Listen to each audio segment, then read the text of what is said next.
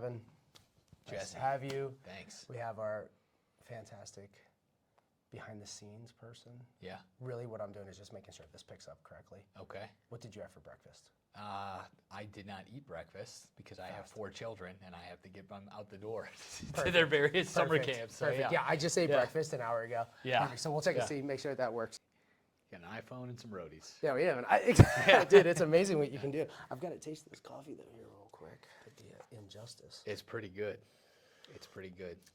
It's your tax dollars at work. Maybe. Yeah, kind of. Yeah, I know. Yeah, there's a lot of accuracy to that. Yeah.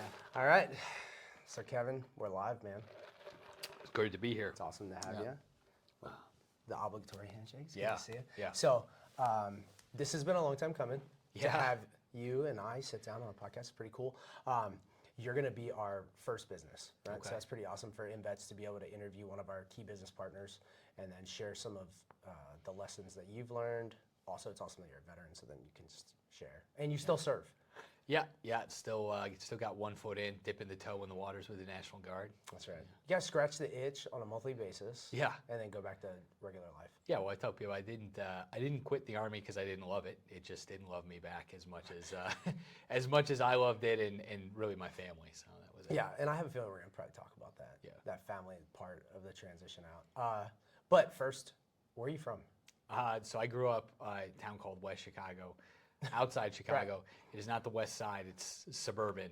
But nobody knows. Nobody knows where those are at. Yeah, so. they're just like, well, obviously you're in west part of Chicago. Yeah, and that's right now. It's abandoned factories and gangs. So How was it? Was it like that when you were No, growing up? Okay. not at all. I That's a mean, good spot. like I said, not the West Side. Yeah. It's the West suburbs. So I lived a comfortable, traditional suburban existence growing up. And, Yeah. What your parents do?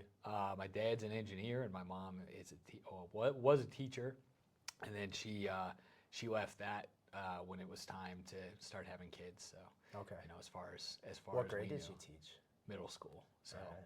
easy to leave. Yeah, everybody's Yeah. at their worst. That during is their time. Yeah. Yeah, 11 to 14. Yeah. Like, it's good night. I'm not there yet, but not looking forward to it. I had a middle school math teacher that showed his capabilities of discipline by kicking over students' heads. I don't think you can do this anymore, but we were in Florida, first of all, so education is Yeah. like 48th in the nation. Wow. But I remember his name, won't say it. But yeah, and he would do 2-finger push-ups, and he was the math teacher. And he but would kick over your head? he would. Well, he was like a karate guy, and like. But I give him credit. Like, my group was probably the worst Yeah. behaved. Yeah.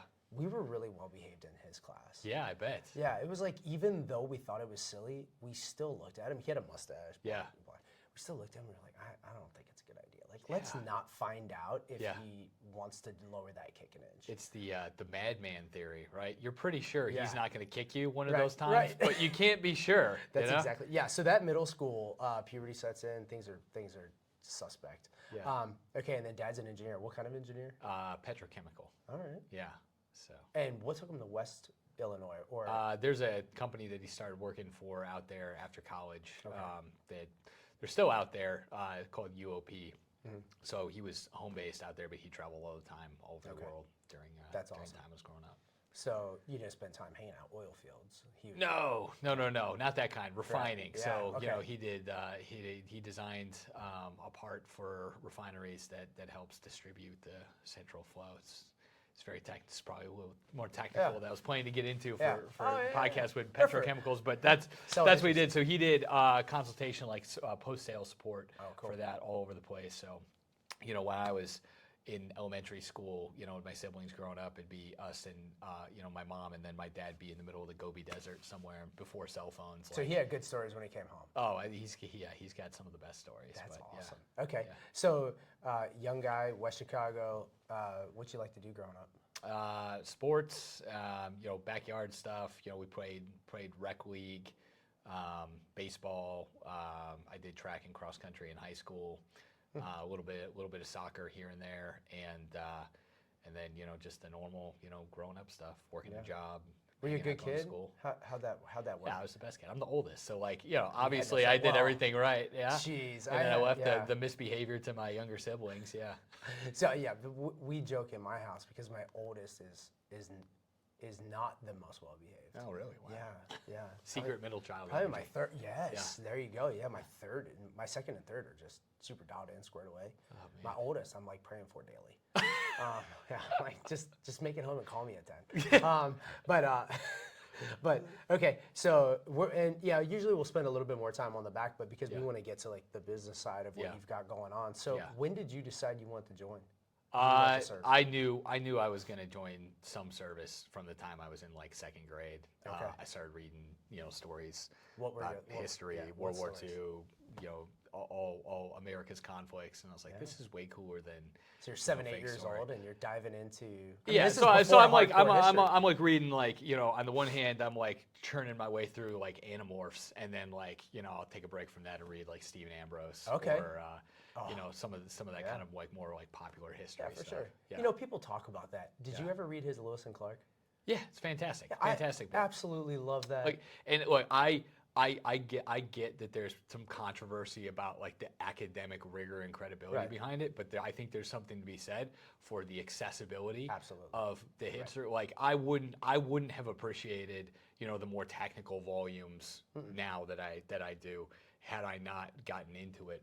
David McCullough, Stephen Ambrose. Yeah. Like bring history to the people. Yeah. Make it accessible, make it enjoyable. There's no reason why it shouldn't be. No, not at all. And when I read parts of like that Lewis and Clark, I was like, that's what's up. It's fantastic.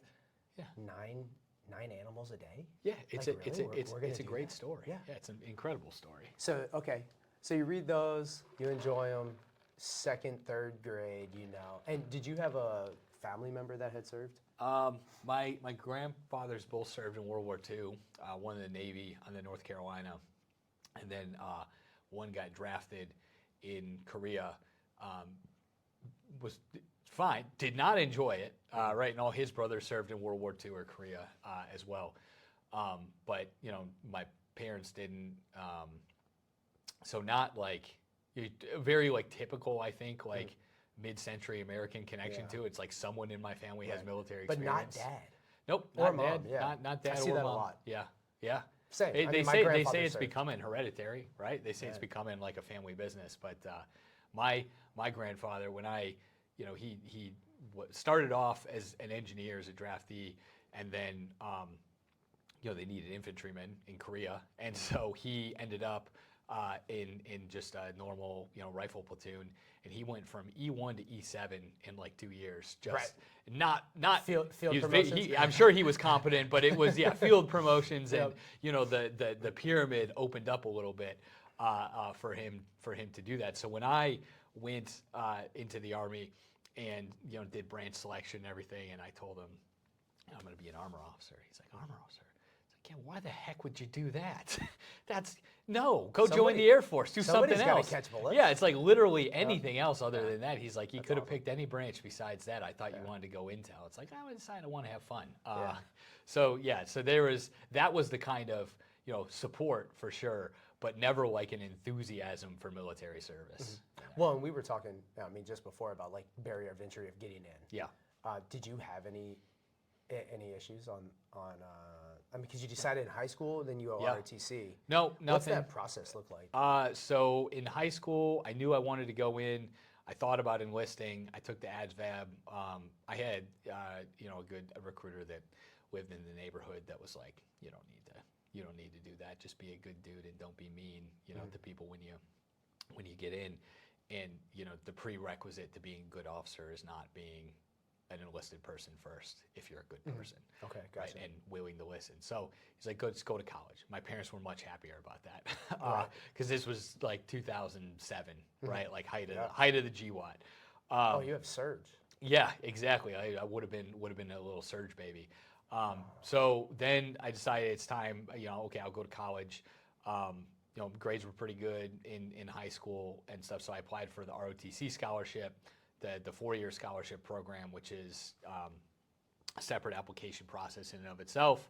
You do the physical, you do a little bit of testing, you have to take a PT test, and then you submit a bunch of essays and your report cards and stuff to go in. After that, you have to submit a dream sheet of 10 schools that you want to go to, and I had like 8 or 9, and then the last 2 were garbage. And on for the 10th one, I was like, well, I don't know. There's nowhere else I want to go, and if I don't get one of these, I don't want to do it. And my mom's like, well, just put down Indiana University, because it's, the campus is really pretty, I've heard. I was like, fine, whatever, doesn't matter. Never been. So I put it down. The next day, after I submitted it, the military department at IU called me and wanted me to come down. And So how did they move that fast? have no idea. Okay. Still don't know, because Right. I was never involved in the recruiting there. But they obviously got that packet yeah. that fast. Yeah, that was, and it's a long time ago, so it might not have been a day, but it was very quick, like within a week, they got back to me and invited me to come down there for a visit. Went down to the greatest college campus in America, and found myself just, very quickly enamored with the entire thing. Okay. And then they offered me the scholarship there, and I got a little bit of extra scholarship on the side for grades and stuff from the school. That's awesome. And so then at that point, it really, there wasn't really another option. I was And like, was this end of senior year? end of senior year, I did it. I think it was the end of junior year. So going into my senior year, like the thick of it, right? I already knew where I was going to school. So It's end kind of a load junior off. year, you already knew IU ROTC. Yep. Okay. So what's that? Yeah. So It was nice. cake year. Well, I mean, there was some friction between me and my parents in terms of how much I kept up my grades, but I was fine. But it's it was a good experience, and it was like the best possible outcome, I think, for balancing what I needed to do, for my family and probably for myself, looking at where I am now, and then what I wanted to do, which was get into the Army as fast as possible at that point. So. Right. All right. And so you made that. Well, you had to hold off for 4 years. Yeah, but I got to go to college. I lived on my own for a while. I did a language program through the Army at IU. Like, I turned 18 the summer after my senior year, like right after graduation. The next day, I was on the campus at IU starting in this intense Arabic class. Okay. Then I got to study abroad, live abroad in Jordan for a while through that the next summer. But ROTC was a phenomenal experience. The battalion down at IU is incredible, and it was Do a you really stay in great touch with them program. I stay in touch with the PMS and some people that I know from there, but not. And I see people from the Guard that I went through, which is really strange to have come back and we went to school together. Like, this is weird. And you're like, yeah, I agree. Yeah. This was never supposed to happen. Yeah, exactly. This honestly, it wasn't in the plan. But yeah, ROTC was great. I got to do all the stuff that I wanted to do. I did Ranger Challenge, which is just kind of like a fun team sport thing that we had As an undergrad. Yeah, as an undergrad, and then not Ranger School. It's called Ranger Challenge. It's just like land nav and like physical competitions and stuff like that. Like, just some fun stuff where you can, as a cadet, you can feel like you're a little bit more in the Army than you normally feel. You do on that any given later week. on, like maybe junior year, senior year? I started as a freshman. A lot of people don't start till later. And then I did the color guard, because you would get you do the color guard, and then you get floor seats to like basketball game, and you could like stand on the sidelines for football games and stuff. And I was real big into doing that. And at IU, floor seats at Assembly Hall is, I mean, come on, like I do a lot more than flag than flag duty to get those tickets. Yeah, Absolutely. Yeah, that's where I think that's where people are with the Pacers right now. Yeah. How do I get on that color guard? Yeah, I think you have to do more than color guard. yeah, probably. Okay, so any notable experiences for ROTC? I mean, I got to do airborne school while I was there. We had a lot of really high quality instructors that kind of started to form that picture of what you need to do to be successful as an officer, and kind of the right ethos to have about it. Real crop of servant leadership guys, which was exactly what we all needed. And then, you go to camp, and I went to, they don't do it this way anymore, but when I went, it factored into going to camp over the summer between your junior and senior year, heavily factored into what branch you were going to be in. So, but that was a very memorable experience. Got to be with cadets from all over the country. When did you pick? You pick right after that. You do your dream sheet, and then they rack and stack everybody, and then the first cut was who's going to be active duty versus who's going to be shunted into the reserves, and then the next cut is down the list. What branch do you get? Okay. So that's pretty cool. So you do your 4 years. You're going Army. 22 years old. Yeah. Any other notable things happen while you're in college? Yeah. The last, so I was trying to get done early and graduate early, because again, I wanted to get out of there. I was done. I already knew what I wanted to do, but I stuck around. It's a good thing I did, because I ended up meeting my wife while we were there. So we did the quickie Army marriage thing. Yeah. Graduated from college, commissioned, started Bullock. At the end of Bullock, we got married before I went to the reconnaissance course, and then first duty station. And for any kids out there that are considering ROTC, what's Bullock? Bullock is the basic course, the basic officer leader course is branch specific. So for me, it was armor. There's one for all of the basic branches. They take newly minted lieutenants in and spit slightly less new lieutenants out to go get chewed up by their unit a little bit afterwards. And you didn't have, so you meet your wife. Yeah. There's no delay in your orders. No. Yeah. No, that's why. So we started dating second semester senior year. We'd known each other for a while before that. There was always some romantic tension on my part. Yes. Took a while for it to develop on hers. Clearly, just had to understand. Yeah. And then at the buzzer, I Tyrese Halliburton that one. Asked her out at the end of the year, and then 9 months later we got married. And it doesn't work for everybody, but it worked like gangbusters for us. So it was. Yeah, for sure. Yeah, you're still married. So well, yeah, exactly. That was probably the most. That all the Army stuff is great, whatever. That's definitely the most significant thing that came out of my college experience. And crazy, like how life works. That was your 10th choice. Yeah. Mom throws this college at you at the very end of junior year, and you're like, yeah, whatever. Yep. And then that ends up not only being the place where you commission, the place where you meet your wife. So things are meant to happen. That's the truth, and it's not even. I don't know. It's just it's pretty serendipitous the way that it ended up working out for me. But that did start like the long slide out of the military. I just didn't know it yet. That began the end. Well, because I went in, I'm like, I'm doing 20 plus. Like I'm going to be in this till I die. Like it's going to be, this is going to be great. Yeah. And then I met my wife, and you fall in love, and you're like, okay, well, I will be in this as long as it's working out for both of us.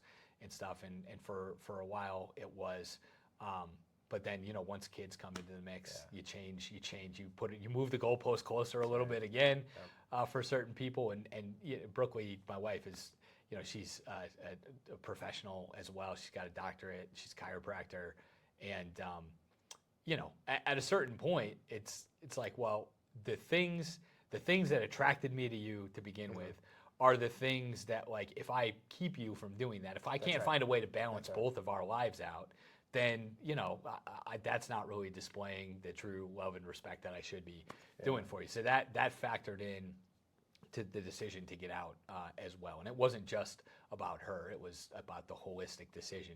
But that was a big part of it. It's like how long you wouldn't let somebody talk trash to your wife out in public or anywhere like that. So how long are you going to let the Army talk trash to your trash to your wife and disrespect her and underemploy? And it worked out that we ended up getting out.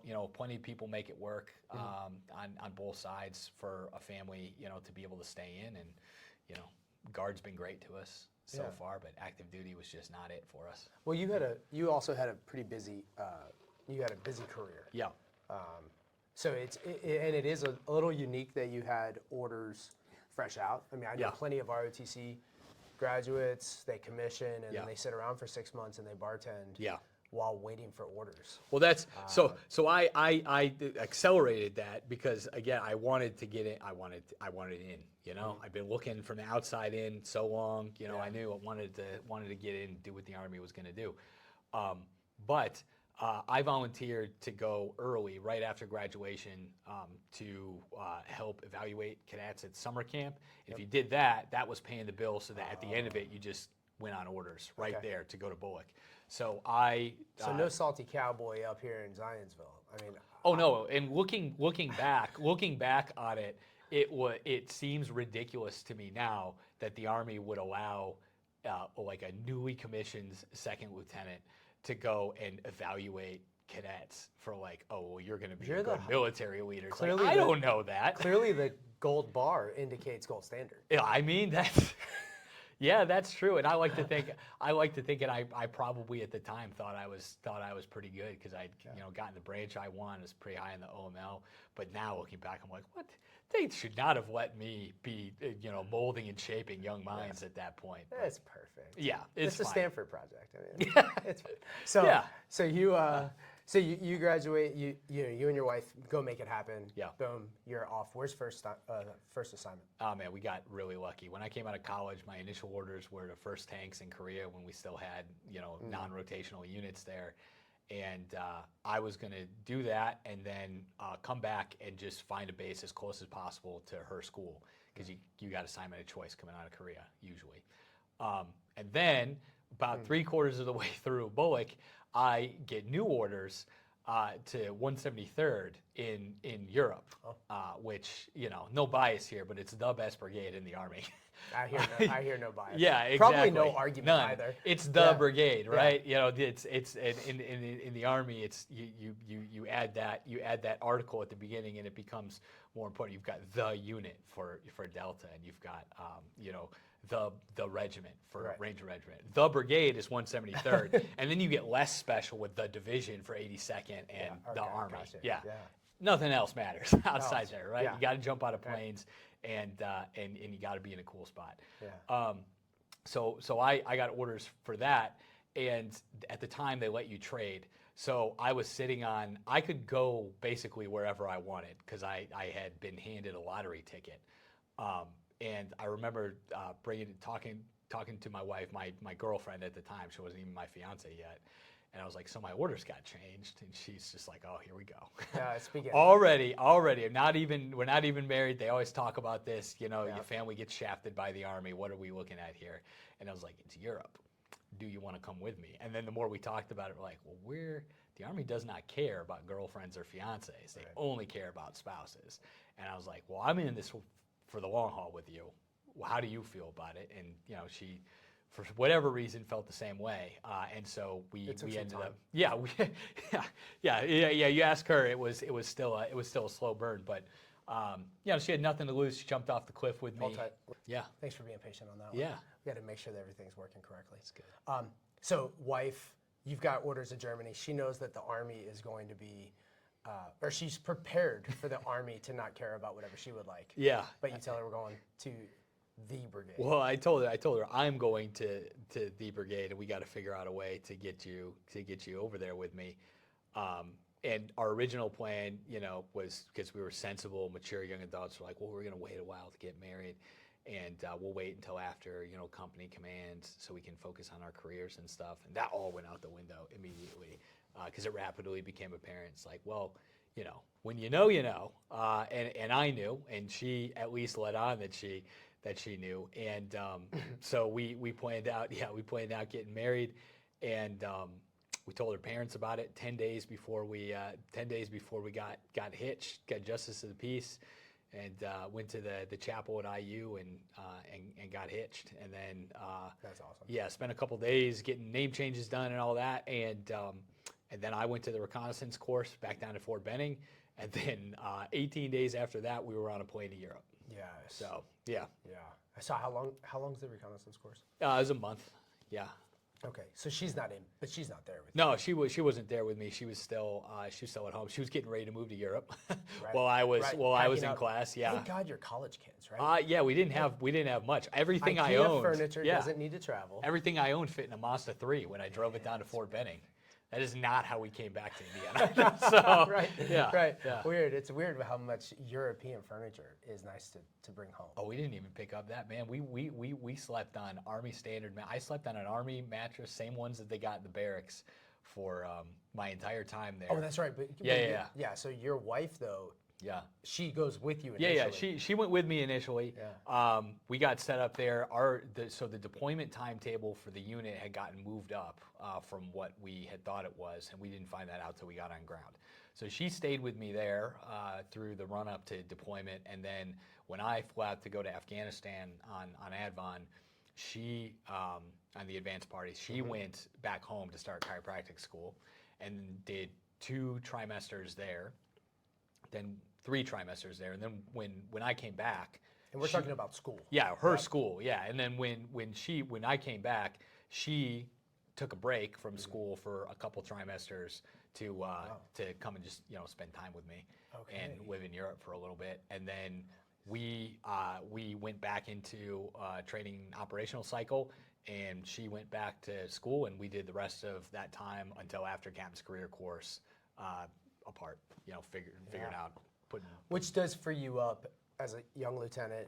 Yeah. Maybe by now you've been promoted.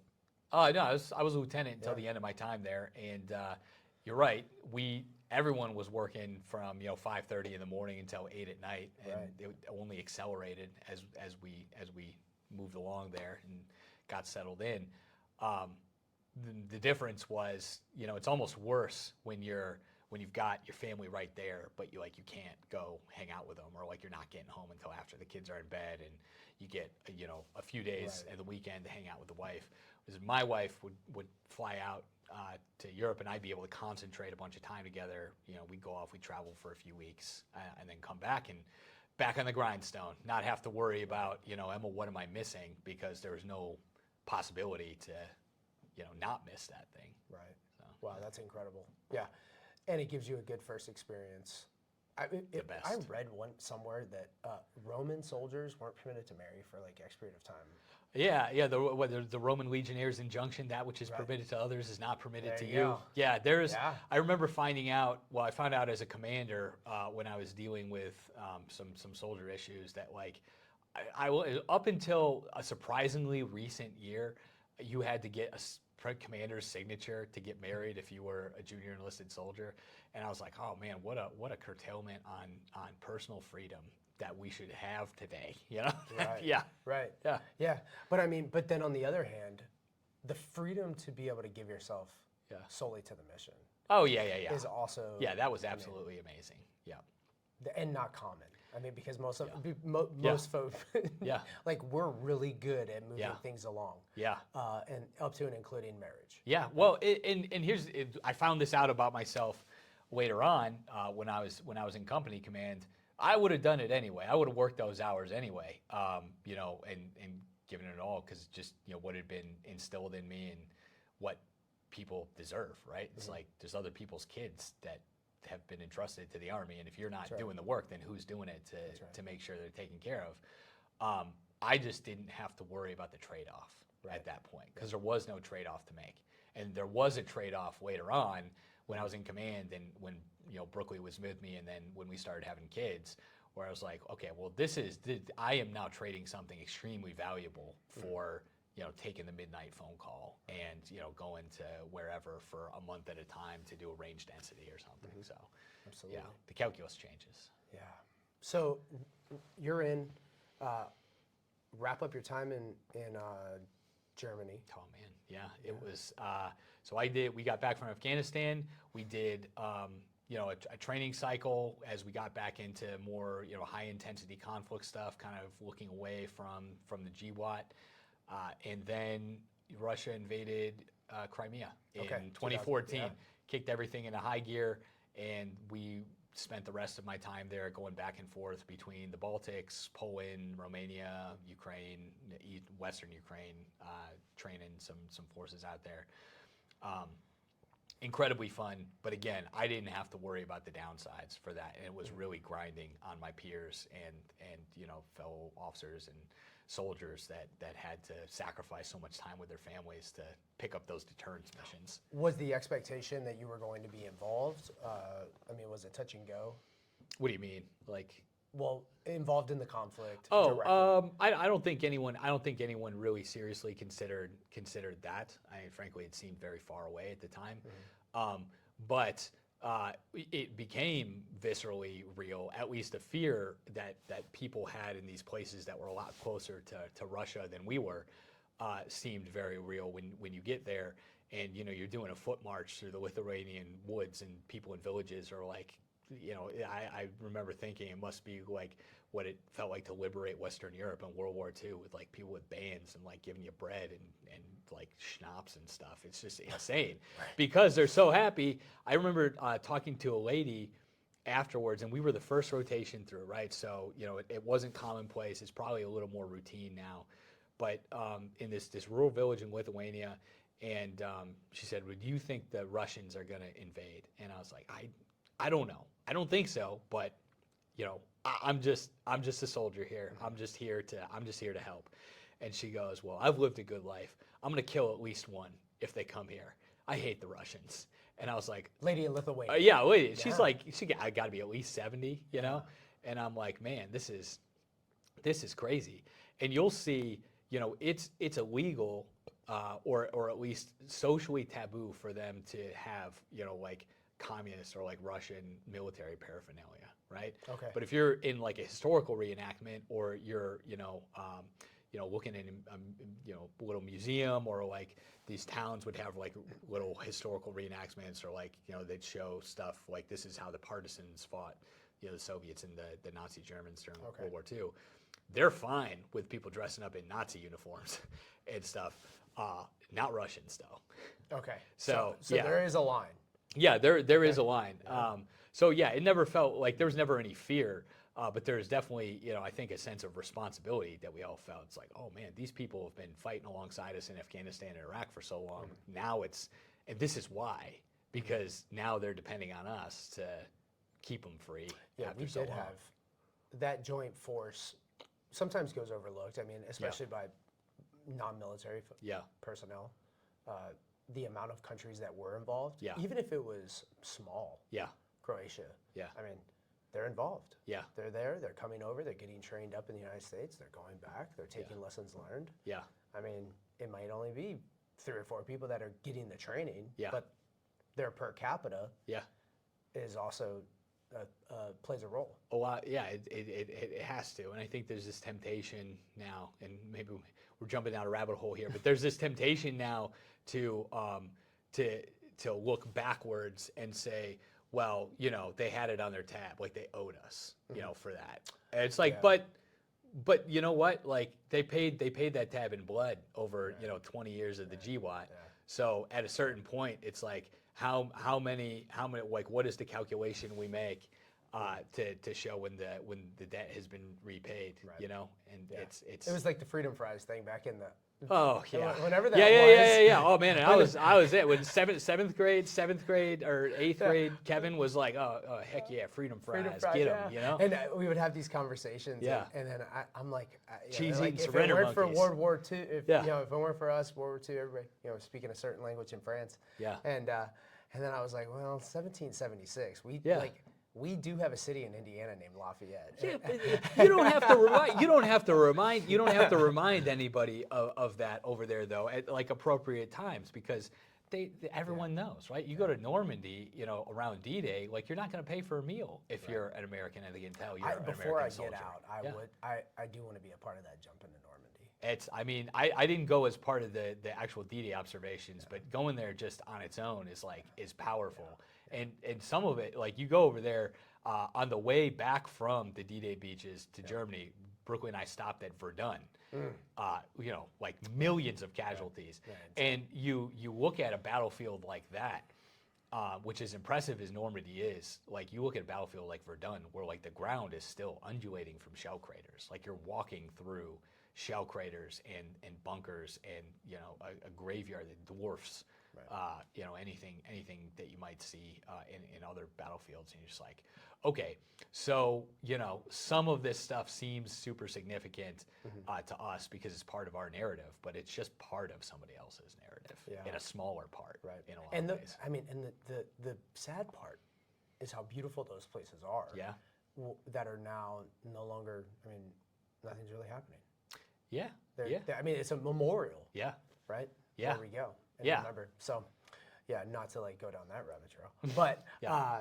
so you do your service there, and then you get your next assignment. Yep. Where do you head after that? I was at Fort Benning for about a year doing some schooling, captain's career course, like mid-career. I'm not sure. I think I think it's Squadron Officer School is the equivalent for the Air Force, but it's the maneuver-focused company-level leadership. So how do you creatively apply firepower to battlefield challenges and also not kill anyone in a live fire?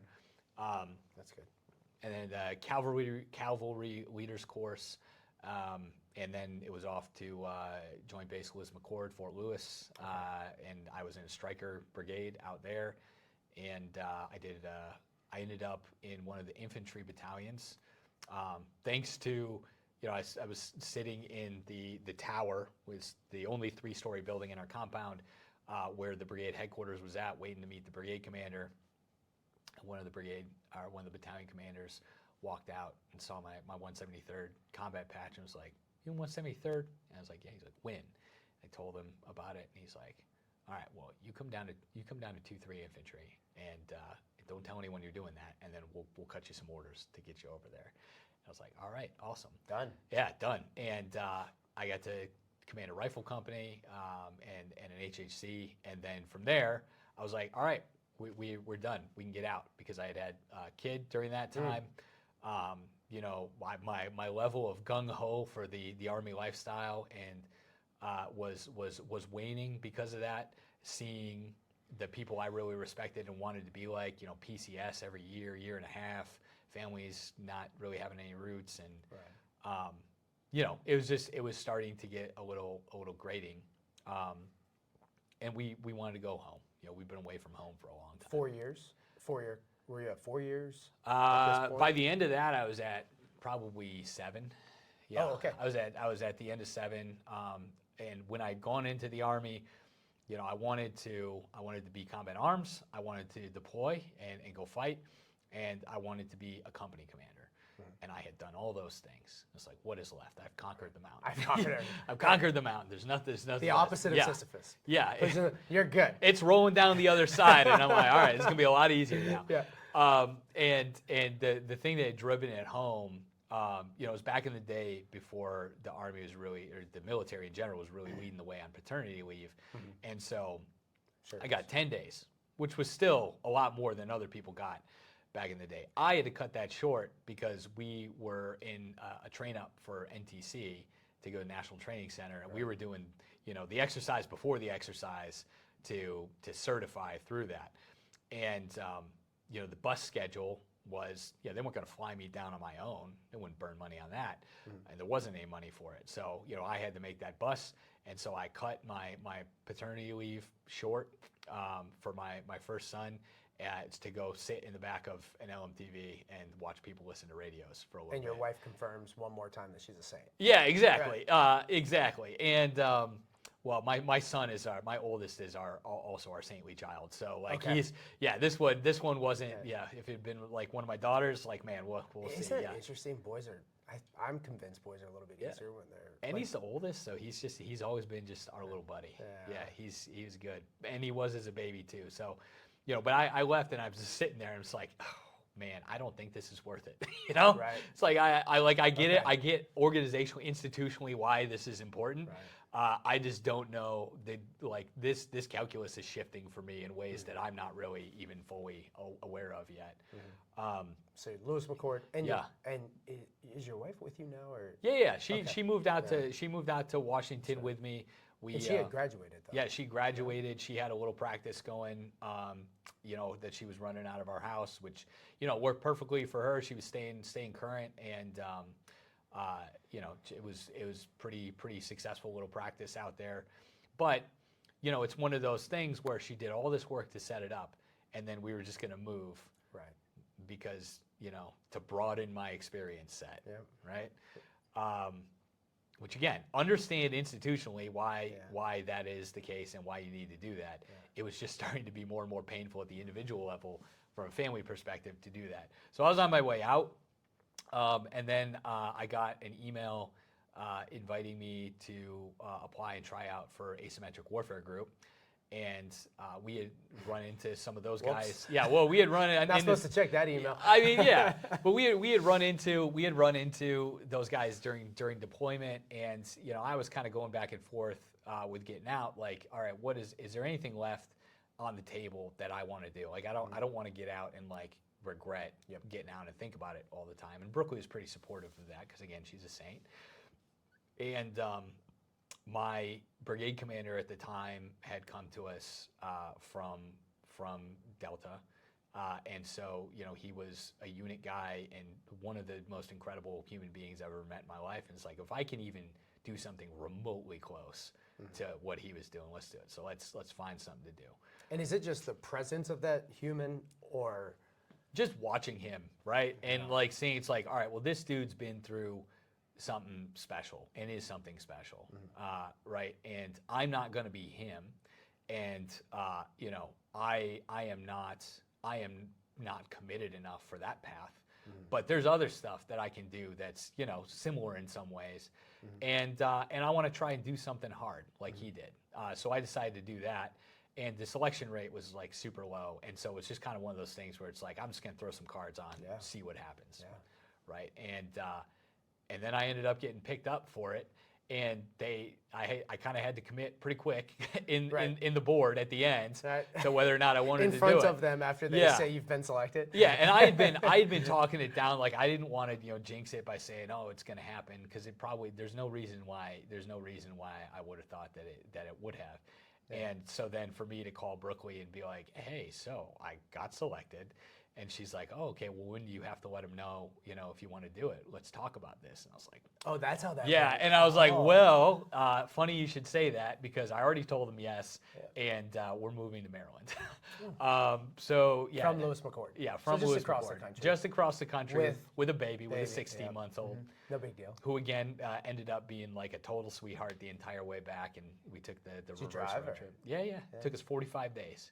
We took our sweet time. Road trip across America. Got it. Yeah, it was awesome. That is amazing. Yeah, it was great. You took 45 days, national parks along the way. Stopped. Did you hit the Badlands? Yep, we went through Badlands. Did you go to Wall Drug?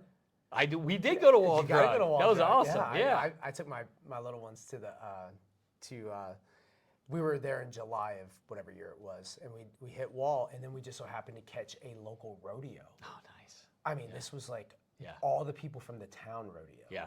But they're riding bulls and catching steer and doing the thing, and we just had a great time.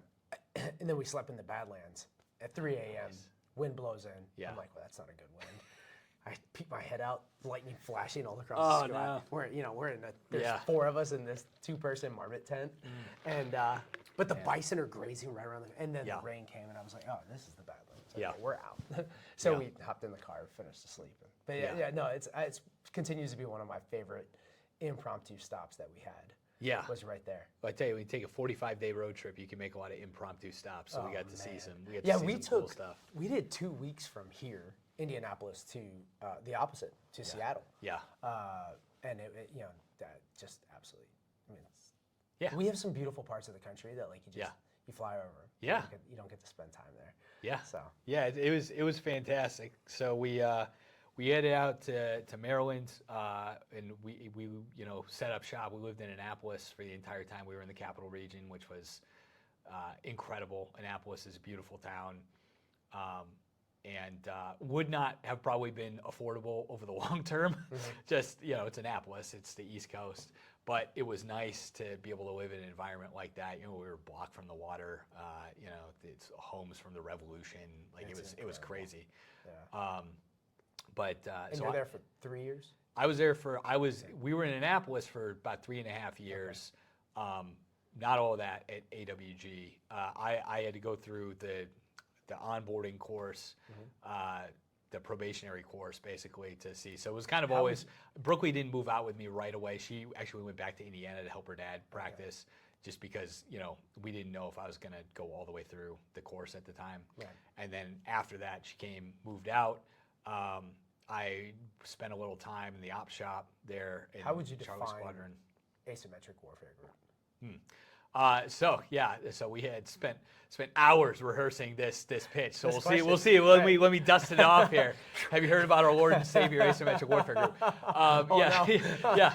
So it was an organization in the Army that sprung out from the Joint IED Defeat Task Force. IEDs are probably the emblematic asymmetric warfare strategy of the global war on terror. And from the need to defeat that sprung a wider requirement for a unit that could examine all facets of asymmetric warfare group or asymmetric warfare from an operational as well as organizational perspective. Like the focus was always on tactical problems with operational and strategic level impacts that we could solve. So it was, part battlefield consultant, part, cool guy like Rambo stuff. Part, gray man just kind of moving around and observing on behalf of senior leaders in the Army and Joint Force. By the time I got to the unit, the mission had really solidified around, scouting emerging battlefield threats, integrating solutions for those threats across the Army, and advising operational and strategic commanders on implementation of those solutions and methodologies for those solutions, all wrapped up in maintaining access and placement with proximity and forces forward to see new problem sets. So I can see why you have to practice that. Yeah, you do, because it's a complicated role. It's like you're constantly justifying to the Bobs all the time, what you're doing. Yeah. And so we, I went through the training course, did some time in the ops shop in Charlie Squadron, and then took a troop in Charlie Squadron responsible for Africa, all missions and operations in Africa, and then a little bit in South Gulf area. All right, well, let's take a break Yeah. and then get into what's life like in Africa for you and wherever else. During the pandemic. Yeah, let's let you stand up. Yeah. And we're back. Yeah. And you're in Africa. Yeah. Yeah. So you make it through. Are you comfortable to get into a little bit of what's it like going through?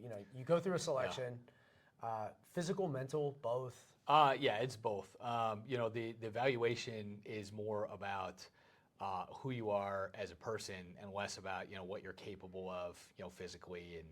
And there's some of that, right? Because you got to be at a baseline. But the philosophy was always, we'll teach you to do the technical stuff that you need to do as long as you're receptive to learning how to do it. What we need to find out is, are you the right person to join the organization? Okay. Both as a teammate and as an asset. Any interesting thoughts on selection? How it's run or? Well, I don't want to get too into the details, because even though the union's disbanded, I'm not sure how much the NDAs hold up, right? Fair enough. But it's it was like it was a period at the end of which you felt like you were completely psychologically, physically deconstructed and picked apart and put back together again, right? They keep you guessing. The point is not for you to game the scenario. The point is to elicit as natural of behaviors as they possibly can, right, to get a look at you. And there really isn't a way to game anything, That's pretty cool. because it'll show up. Yeah, it was expertly designed. I got to meet a lot of incredible people. AWG had a unique workforce mix between uniform and contractors, and our contractors all came from places, and frankly our uniforms too, our more senior uniform guys all came from places like special mission units across the Army, vanilla, soft, that kind of stuff, Ranger Regiment. So you had this just incredible background of people with very very high degrees of competence, very very high degrees of character, being good teammates, and I was just lucky to be there, especially as a senior captain from an army perspective, but by far the most junior person on the team, expected to come on as a troop commander and lead it. You're really just learning every day and finding out real quick that your job is just to empower them and not to drag them through a process. That's awesome. Yeah. So then select it, and then you go through another. Is it like a team? Is it how long is your course? So it was in total, because there's various phases. It ends up being about 6 months between the stuff that you do in house and the stuff that you go do that's externally sourced. But that's all the stuff to be an effective, battlefield advisor and directed telescope for senior leaders. So it's a lot of executive focused communication. How not to look like a goober when you got to put on a suit and go into an embassy by yourself and explain why you're there. Understanding lines of authority and change of command. How to design operational plans and assist other people in designing plans, and then just combat skills like small unit tactics, that kind of stuff. That was the fun stuff. So do you guys work more individually, or are you working small teams? Like we had a like? troop, but like a deployment for us would look like understanding, and ours was a little unique because Africa is always a unique theater. Do you get assigned a theater? That by troop, yeah, Okay. a theater or functional area by troop. Charlie Squadron was organized by geography, so my troop was Africa and a little bit of the Gulf, and then the other troop was what you would traditionally think of as like CENTCOM, so like South Asia and the Middle East. And so our deployments looked like identifying key places that people needed to go to get eyes on problems, and then I would establish kind of a little headquarters, plant the flag somewhere with some assets. Camp Lemonnier was the big one, and then we'd send out teams to places like Tunisia and other places on the continent to get eyes on problems and do help U.S. forces in the area. Africa is not this newsflash, but it's enormous. It is. It's a big place. How does one troop Yeah. Have responsibility for, and not only is it large, but it's diverse. Yeah. Even like we're a large country, and yes, we have diversity. Yeah. But North Africa to Central Africa to South Africa. Yeah. Well, it's because your expertise isn't regional, and it's not tied. It's not linguistic or anything like that. It's problem solving. Okay. And it just provides you a geographic boundary in which to go find problems to solve. So it wasn't so much important. Although I will say, all of my teammates, all of the guys in my troop had decades of experience. Like my senior operational specialist, my senior contractor, I think 30 years. And then after the unit went away, he went back to Africa to work for state doing the same thing. Right. Mostly, but they're mostly operating out of North Africa, and then. Yeah, and we'd fly away from the States, and we got a little bit of a damper put down on us because of the pandemic when I was there. But less than you might think. I remember, height of the pandemic, stepping off the plane at the civilian airport in Djibouti City, and I'd come from the States, right?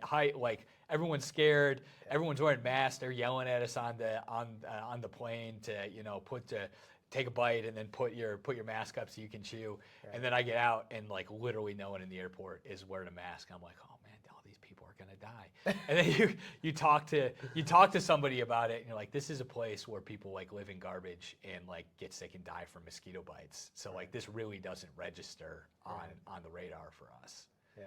So different perspectives, right? Which is healthy. I think it's good for more people to have maybe broader perspectives. Well, they seemed healthy, so Yeah. Well, and but again, like I'd wonder how was South Africa, or how was. So we didn't do. We focused more. So the stuff that Charlie Squadron did was really focused on the more ungoverned spaces in the world. That's helpful. So places with good governance. Those were not the types of places where people were going.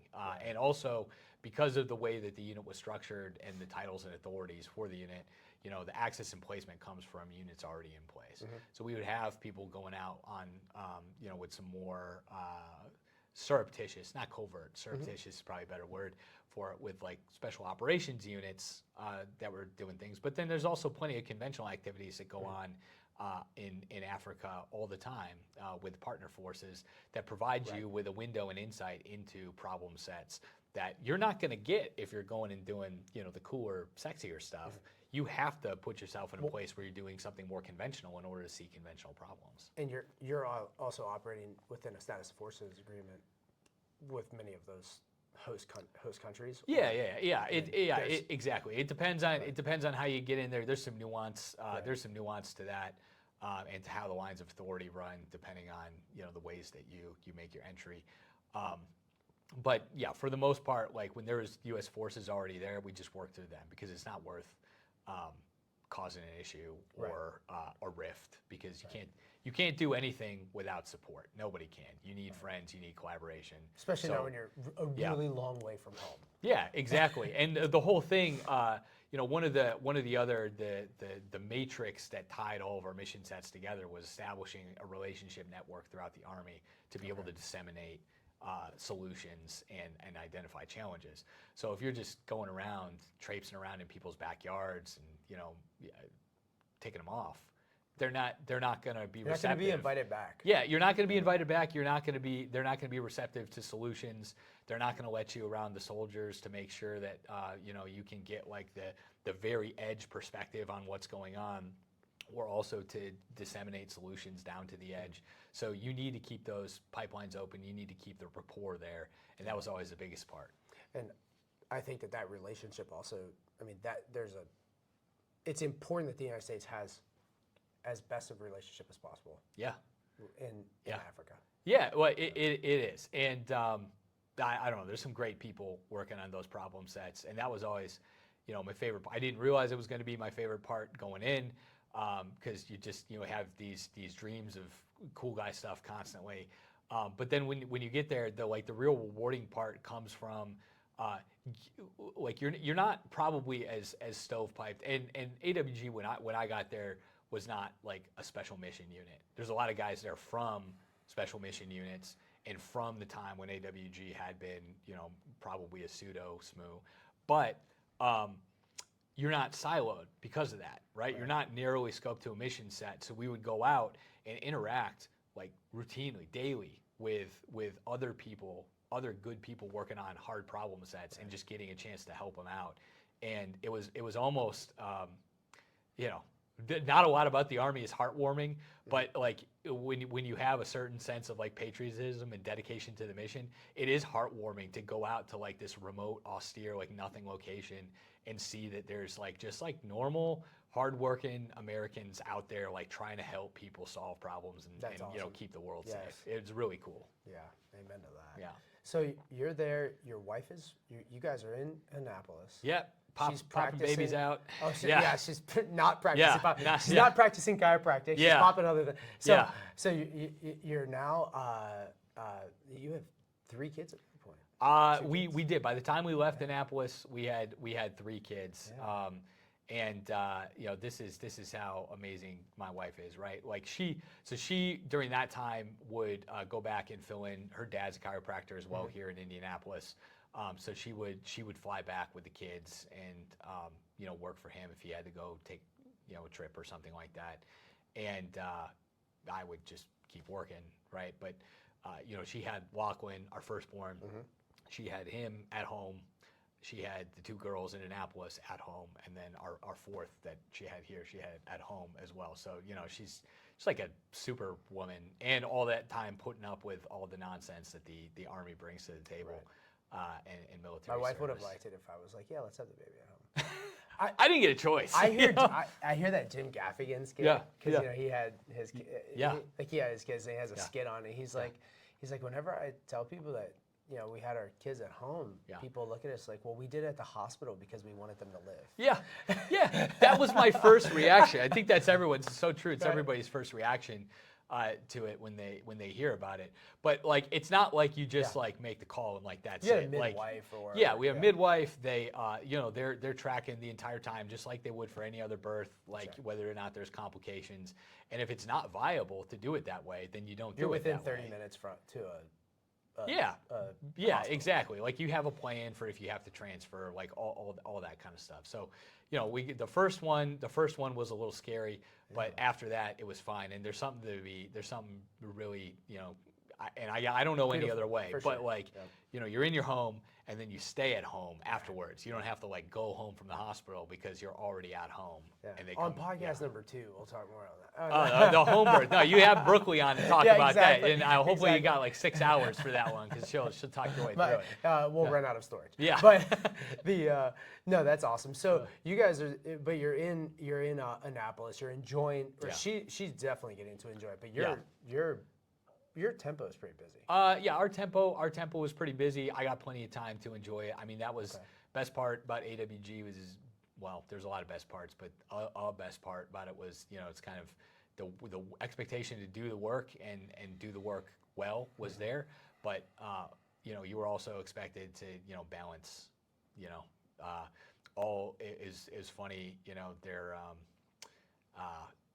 actually, I'm not going to talk about that because I don't know how many locks still have the code. So you edit this part out. But Cool. That'll be edited out. Yeah. And back to your regularly scheduled. Back to regularly scheduled programming. Yeah. When do you start? You know, because you get to do a lot of awesome stuff. We've talked, you know, at coffee on that, and but when do you start realizing I gotta go? It was, you know, I got selected for resident in ILE, and you know that's a PCS, and then you got a PCS again. You got to move again to somewhere else, and ILE is intermediate level education, school for majors, you incur service obligations when you PCS, and like you would get to a point where I would go through the normal cycle to like become a major and then find myself locked in. And everyone that I saw that I admired again was PCS in every year, was just like feverishly trying to check blocks or being pushed to check blocks so that they could continue progressing in their career. And for combat arms, like the endpoint is, you know, battalion, brigade, command. You got to hit certain gates for that. That wasn't super appealing to me, and the block checks just seemed less and less important the more and more like emerging combat challenges that I saw, that I really enjoyed working with, and I wanted to stay on that side, like in, you know, more like special areas if I was going to stay in. And it just wasn't going to be a possible. The officer timeline, the officer career progression timeline rules all in pretty much all cases. And so I was going to have to go back and pay the piper. And, you know, the upside to my earlier career was, you know, I did great unit in Germany, great unit in Washington State, great unit in the National Capital Region. And at a certain point, as an armor officer, you run out of great places to go, and you're going to end up in rural Texas. And that was just not something that was going to appeal to my family, nor me so much. And so I started to seriously consider getting out. I had already decided it, and this would be the second time that I decided that I was going to get out. And my buddy went to go work for a different organization on Fort Belvoir, and I was just hanging out on my own. And one of the contractors had come up to me and was like, "What are you doing after this?" And I was like, "I think I'm going to get out, you know." And he said, "Well, here, go down to the skiff, call this number, ask for Kirk, and just talk to him about a job." This is where your transition story begins. Yeah, sort of. Yeah, I mean, it delayed a little bit, right? They hooked me back in. Okay. So I went over, and it was the same job that my buddy had done, and so I went over to Fort Belvoir and did a job over there for a while. That was extremely rewarding, amazing opportunity. And when you say a while, a year? Year and a half. Year and a half. Yeah, a year and a half extra on there. And then after that, the conventional army really started putting the screws to me, saying you have to tell us whether or not you're gonna go back on the path. Okay, so you hadn't. You hadn't. I just kept punting. You know, I kept punting the decision because there's a lot of cool stuff to do, right? Right. And don't make me sigh. Exactly. And Brooklyn and I were talking about it.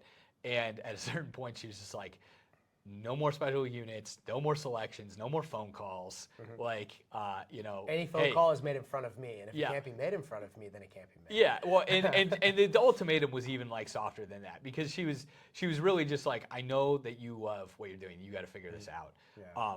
But this is not like sustainable for our family. She's like, I'm not leaving you, but the kids and I are going back to Indiana. We're going back to Indiana. You can do whatever you want, and just figure out we'll figure out how to come back. And yeah, I couldn't do that. There's people that can. There's people that do, and it's fine.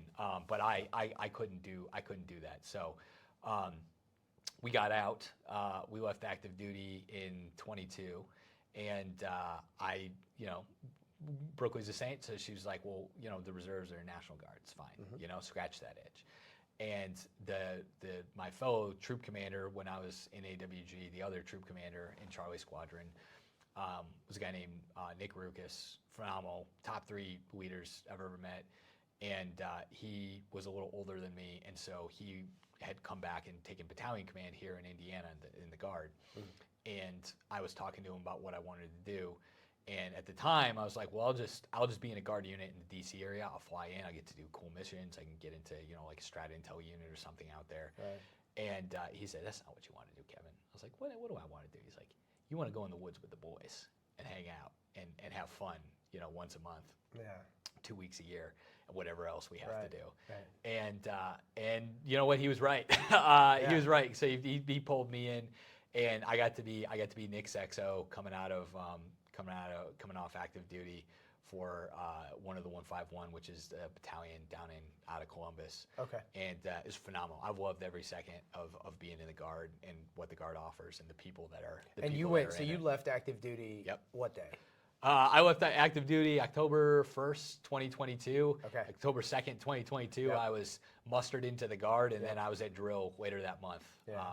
And you know, I didn't really have a plan. The plan that I did have for what I wanted to do when I got out kind of fell through. Okay. But let's just, for the sake of conversation, October of 21, what are you doing? Oh, October 21, let's see, what was I doing October 21? October 21, I was at Fort Belvoir, and between Fort Belvoir and the Pentagon doing, you know, skiff stuff. Okay. And then October 22, head back to Indiana. But in that October of 21, did you have a transition plan? Like you start going through?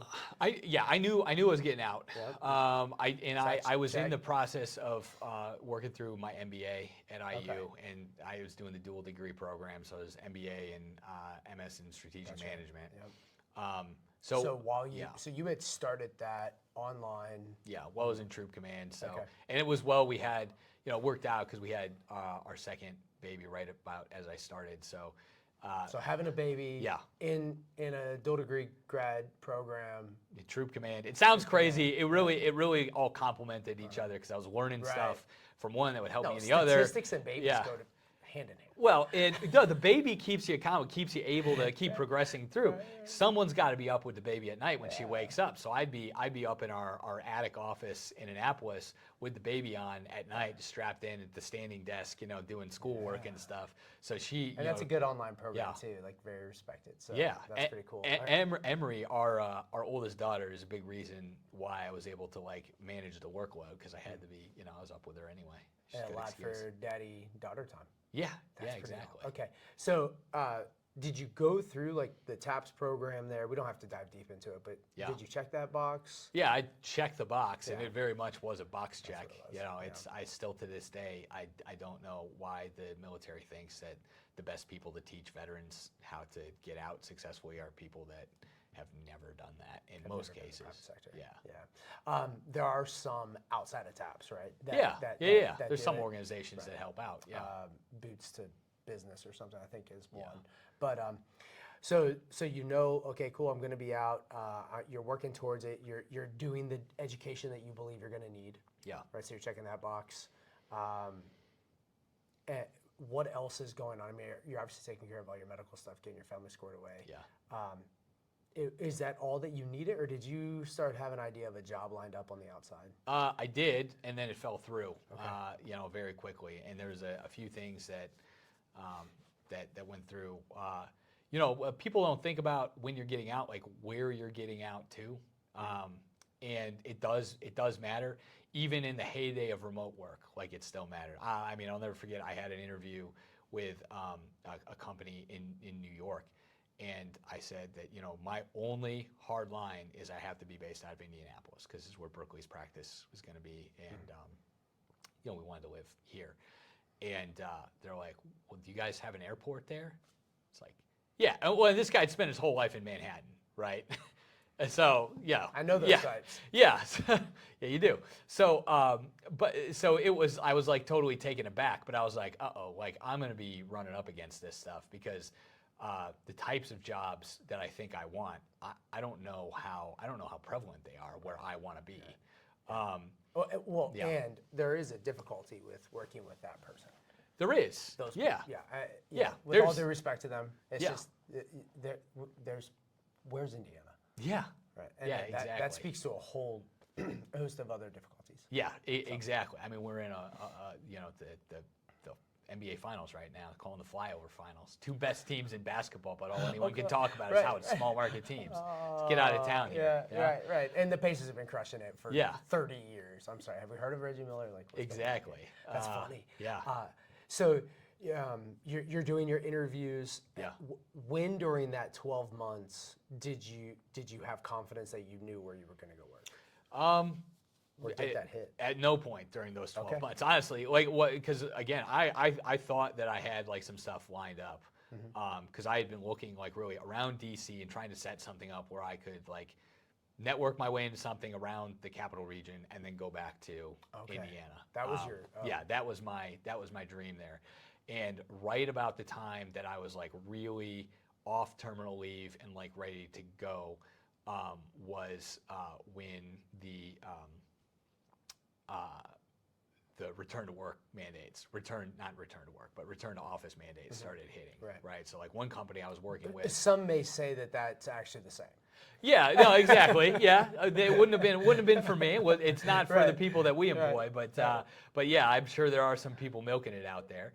But yeah, it was so I had kind of the rug pulled out for me a little bit on some stuff that I was on final for, which ended up being for the best. But I didn't really have anything in the area, and I had decided I had thought about it. It's like I don't want to do like defense focus work, which really narrowed the scope in DC to what I was looking at. But I was fine with other government stuff. I was just like, I'm not going to be one of those guys that just goes through the revolving door. Right. But then as I got further away from it, came back home, it's like, you know what? I didn't leave because I didn't love it. What am I doing? Like, I actually really care about this problem set and want to do it. So I started looking back into more defense-focused roles. And we're not at October of 22 yet, though, are we? No, this is kind of like the year-long process. Like I was very narrowly focused getting out on some things, and I thought that I had it figured out. And then at the end of that year, when like as I left and like cut the umbilical cord between me and the Army, was when all that stuff just kind of collapsed and imploded in on itself. So I was like, oh God, you're sitting November. You're at Thanksgiving, November. I'm sitting in November, and like I didn't understand the business cycle like I do now, where I'm like, like I didn't realize that like I was getting out of the Army at the exact time that people are closing budgets down for like the fiscal year and stuff. Like they're just not hiring, and so I just focused on the Guard. My wife did fine because she's got a job. So and you were able to probably ride some orders. Or, no, I didn't even end up needing to do that. I mean, honestly, I probably did you have like did you have a period where you were getting grafted in and spun up, or no? You just did the weekend. I just did the weekends. Okay. And I was a battalion XO, so you're doing more than like the weekend. Right. But are you only getting paid for the weekend? You get points. You get retirement points for the other. You get retirement points for the other stuff. Mortgage company. I know that you want that. Yeah, right. But I have points. But I love the Guard. I would do it. I would do it anyway. I'm gonna keep doing it until it's not fun anymore. But the I was not smart probably in the way that I approached getting out. Like I made a lot of mistakes there. Yeah. One of the mistakes that I didn't make was like saving a bunch of money. Okay. So like there was never like financial stress during that period. It was more just kind of like antsiness, like I want to move on to the next chapter, Right. but I don't want to What's my hate the next chapter. Yes. Okay. Well, that's excellent advice. Saving yeah. money. I've never heard that to be bad advice. No, yeah, just like save money, and save money getting out. Like that's like the first step. Like if you can't do anything else, build yourself a cushion to figure out what that next step is. And we did that. Thank God. Thanks. Right. Yeah. So yeah, I mean, because that allowed you the freedom Yeah. to move in the direction that you felt like was best for Yeah. you and your family, Yes. as opposed to making that Yes. decision where you're like, well, I have to do this because we have to pay this mortgage.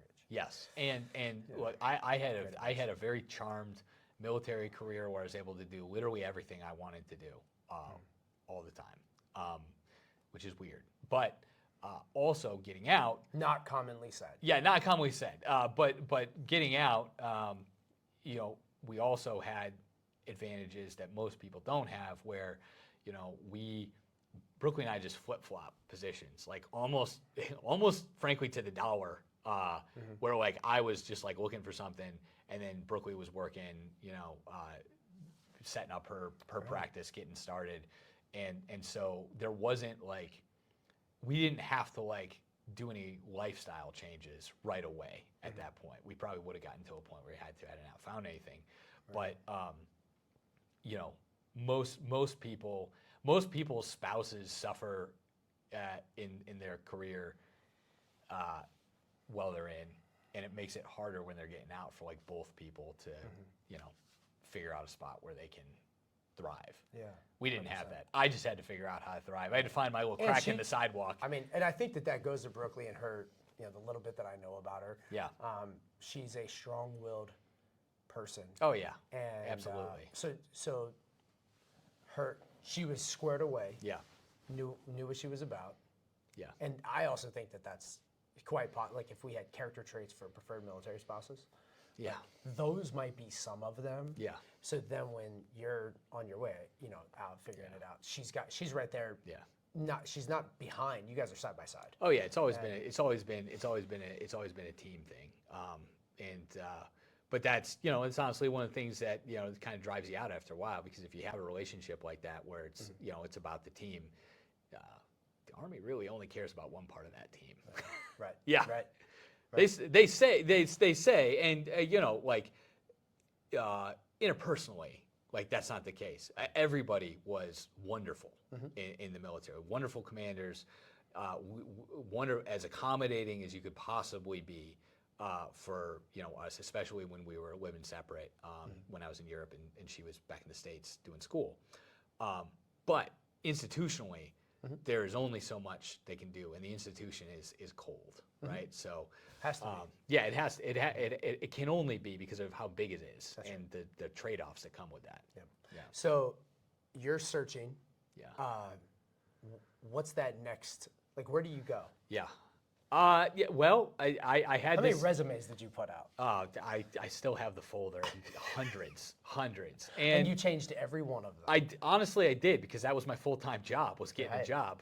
And I did my PMP at the same time, and so, you know, I was keeping busy doing other stuff to like upskill, stay fresh, doing the guard So PMP, thing. two masters, your guard work. Yeah. And it was.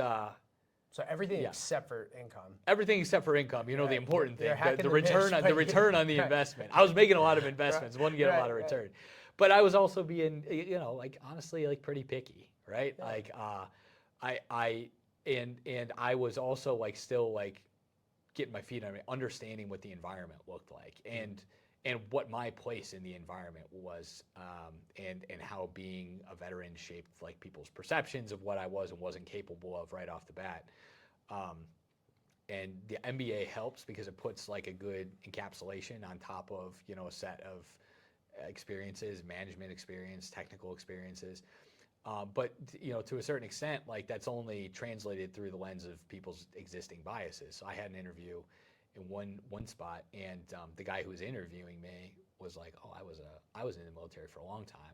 I was a colonel and a brigade commander," and I was like, "Oh, awesome! This is gonna go great, right?" And he's like, "I didn't even look at your resume because I saw it, and I was like, this guy's a major, and I know what majors do." And I was like, Okay, well, you don't know what I did because I purposely didn't do anything that like normal majors do, and I certainly didn't do anything that normal armor officers do. Um, and uh, and sure enough, like he had already pigeonholed me into the same box checks that the Army uses to approximate readiness for leadership later on in your career. Um, and he was fine. He was nice, great dude. But it really opened my eyes that it's like even people that I would depend on to like know who I am are still like reducing me to a series of bullets or commoditizing the experiences that I have into something. And the risk of getting myself in trouble with anybody who's listening, the caste system is how I oftentimes describe what it's like when a higher ranking individual is in the HR role or talent acquisition role, and the person coming in, handing that resume or whatever, Taleo or Oracle or whatever they're using to find the resume, it's immediate. Yeah. And in some ways I'm like disappointed by it, and then in other ways I expect it. Yeah. But it is like you're not permitted to be anything other than what you are supposed to be, and even if you aren't that, then you are. Well, it's very primal, I think, and very very human to like the first reflexive question that you ask internally is this me or not? Does this look like me or not? It's a bias. It's something that now, as someone who hires people, you try and work out of the equation because you lose a lot from that. And also, I remember what it feels like to be commoditized like that, even inadvertently. And I refuse to let that happen. At least now, where our company is at, we can choose to not do things that way and not rely on systems like that. So we won't. Which is good lessons learned, right? You have the opportunity to kind of to be your part of fixing some of those difficulties. And I would say that your organization has demonstrated that, and that's why you're never at a loss for resumes. Well, and also, I have the experience having gone through, fairly rigorous assessment selection process and understanding the philosophy behind it of like find the character first and then teach the technical skills. That's really the approach that we've taken at Blackrock, and it's the approach that Alec, our CEO, he took with me, bringing me on board. And I think like the 5th or 6th full-time employee that the company had. So when did you find? I mean, cat's out of the bag. Yeah. The next mission's called Blackrock. Yeah, Blackrock Strategy. Blackrock Strategy. Right. Not the. We're not the people buying all the houses on your street. Don't be mad at Kevin. Yeah, don't be mad at me. I didn't raise your rent. We're one of the origin. The name. One of the founders is Irish, and the town, the neighborhood that he grew up in is called Blackrock. So that's why it's Blackrock Strategy. It's a nice little allusion to his ancestral home that just causes a lot of weird questions all the time. The Irish are sneaky like that, man. They're all over. Yeah. They're great business people. Yeah. They're tough. They're funny. They're witty. Yeah. They don't mind a jab back. Yeah. That's always when I was in Ireland, went to a pub, sat down, asked for a beer. We got talking about rugby. The bartender said, "What position did you play?" I told him. He said, "You're too small for that position." I said, "What position do you play?" He told me that his position. I was like, "You're too fat for that position." Pint was free. Yeah, nice. In England, there would have been a fight. Yeah. Like but that back and forth in Ireland. So it's just and Pat's, the Irish are the best. He might be the most Irish person that have the most Irish backstory, and he'd be a fun one to talk to. But I mean, he came. Family came over. Grew up in Chicago, the most Irish place in America. Was a Chicago beat cop for a while. Probably the most Irish profession in one of the most Irish cities in America. Yeah. And then after that, he went into the CIA and was doing some stuff. That for is them not for a long a time. standard transition story. Well, he's not a standard guy, but. And the other founder, Alec Bierbauer, is the one that brought me into the company. So how did you two link up? Yeah, so that was so I had been working with NVETS for a while, and the thing that really helped me there. One, it was an anchor, right? Like an anchor to some sanity as I was, cast adrift from my previous identity, trying to figure out who I was again. But the other piece was it kind of like helped me like kind of target my networking, right? And like provide some pointers on that. So at the time, Sarah was, one of the outreach people, and she was the one working my case. It seems like a missing persons case, right? But in a way, I was lost. And she encouraged me to network around the organizations that I was always already a part of, like through the Guard and all kinds of other stuff. While she worked some of the backside stuff. And what had ended up happening was Alec came to a friend that he knew in the state, who knew somebody that I knew, and was like, I need somebody with a top secret clearance that's still active and a military background. And that guy was like, well, I think I know a friend of a friend who does. And my battalion commander, Nick Rukas, at the time was like, hey, give me your resume. I got to send it to some people. And the rest is kind of history. And this is the resume is like one that Sarah and Blaine, frankly, had worked with me to tailor, to an incredible degree. It was probably my most like tightest, like laser focused resume. And it was, it ended up piquing his interest enough to have a conversation with me. And after that, got picked up, started out assessing emerging technologies here in Indiana, at Camp Atterbury, for some exercises that Office Undersecretary of Defense for Research and Engineering was running there. And then over the past, going on 3 years now, we've grown, 11x in terms of headcount, revenue, way more than that. The business is growing tremendously. And what I think Alec was looking for was just somebody who could be around for growth. And I was lucky enough that we found each other. So now I am the director of government operations for the company, one of the partners in it, thanks to Pat and Alec, seeing something in me and inviting me into the fold. But the best part is getting to put together a team, right? Because we're a defense contractor. What we provide is expertise, right, and knowledge, which means people. But it's more than, it's not personnel services, and we don't look at it that way because we don't commoditize people's experiences. Because all of us, me, Pat, Alec, we've all been there and had that happen to us. What we look for is characteristics. Is this person going to be the right kind of problem solver that we need? And can they rapidly learn, relearn, and unlearn the stuff that they need to in order to be successful? And we've created like kind of a leadership structure and philosophy that's people focused, and not like people focused as like lip service, like it so often is, but one that recognizes that the capability that we deliver, whether it's a technology, whether it's refinement to a prototype, whether it's systems engineering expertise or technology assessments, it's all delivered through people as the conduit, and it all requires leaders to empower the people who are actually solving the customer problems at the edge, to focus externally and let us kind of worry about taking care of them. So it hasn't really been that different from my experience in the Army, and or in the things to be successful have not differed so much from the things that I watched great leaders in that environment, the things that they did and found important, still important out here now, as long as you focus on the people and not the P&L sheet. Profit follows excellence, excellence follows the people that you bring in. Yeah, amen.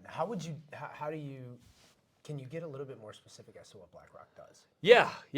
Okay, so we are a global risk management company is the tagline, right? But what does that actually look like in practice? We have a commercial and a government arm, and on the government side, we do emerging technology integration, identification, and assessment for the Office of Undersecretary of Defense for Research and Engineering, so the Defense Chief Technology Officer.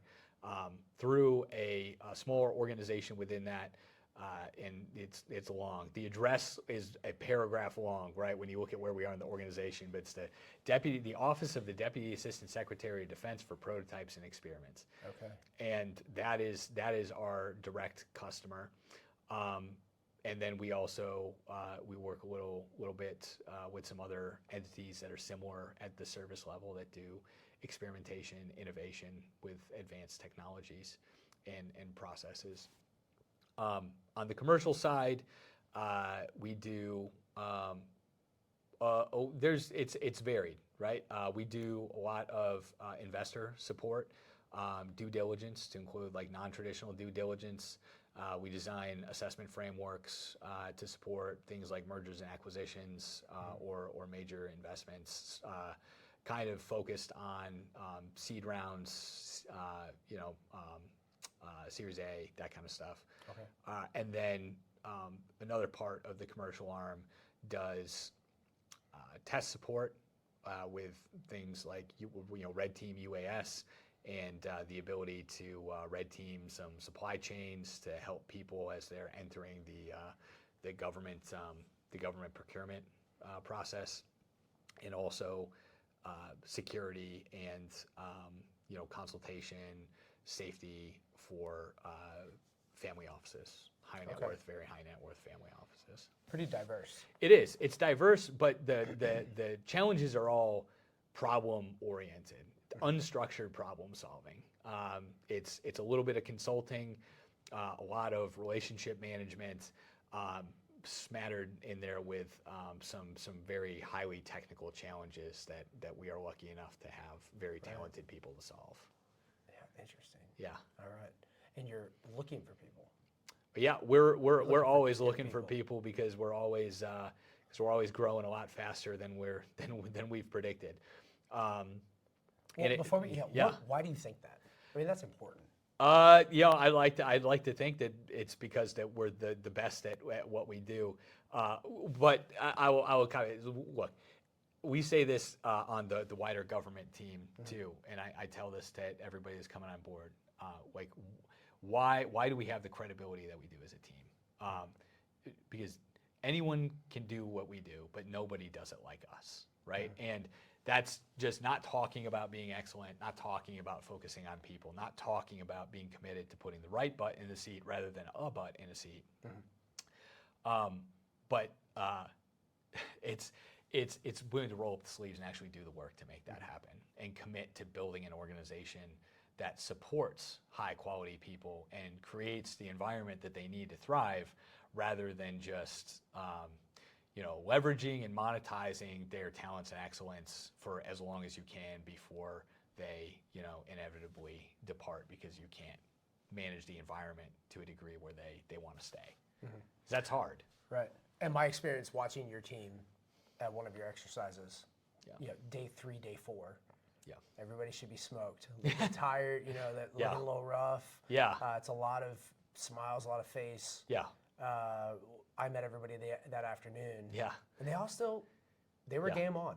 Well, they weren't done. You know No. what I mean? Like, they weren't smoked. They weren't running out either. Yeah. I think they could have. Yep. It looked to me like they could have left. Yeah. Right? But instead they were still there. They were talking. They were meeting people. Yeah. That says something about the company culture. Yeah. Which is important. It is.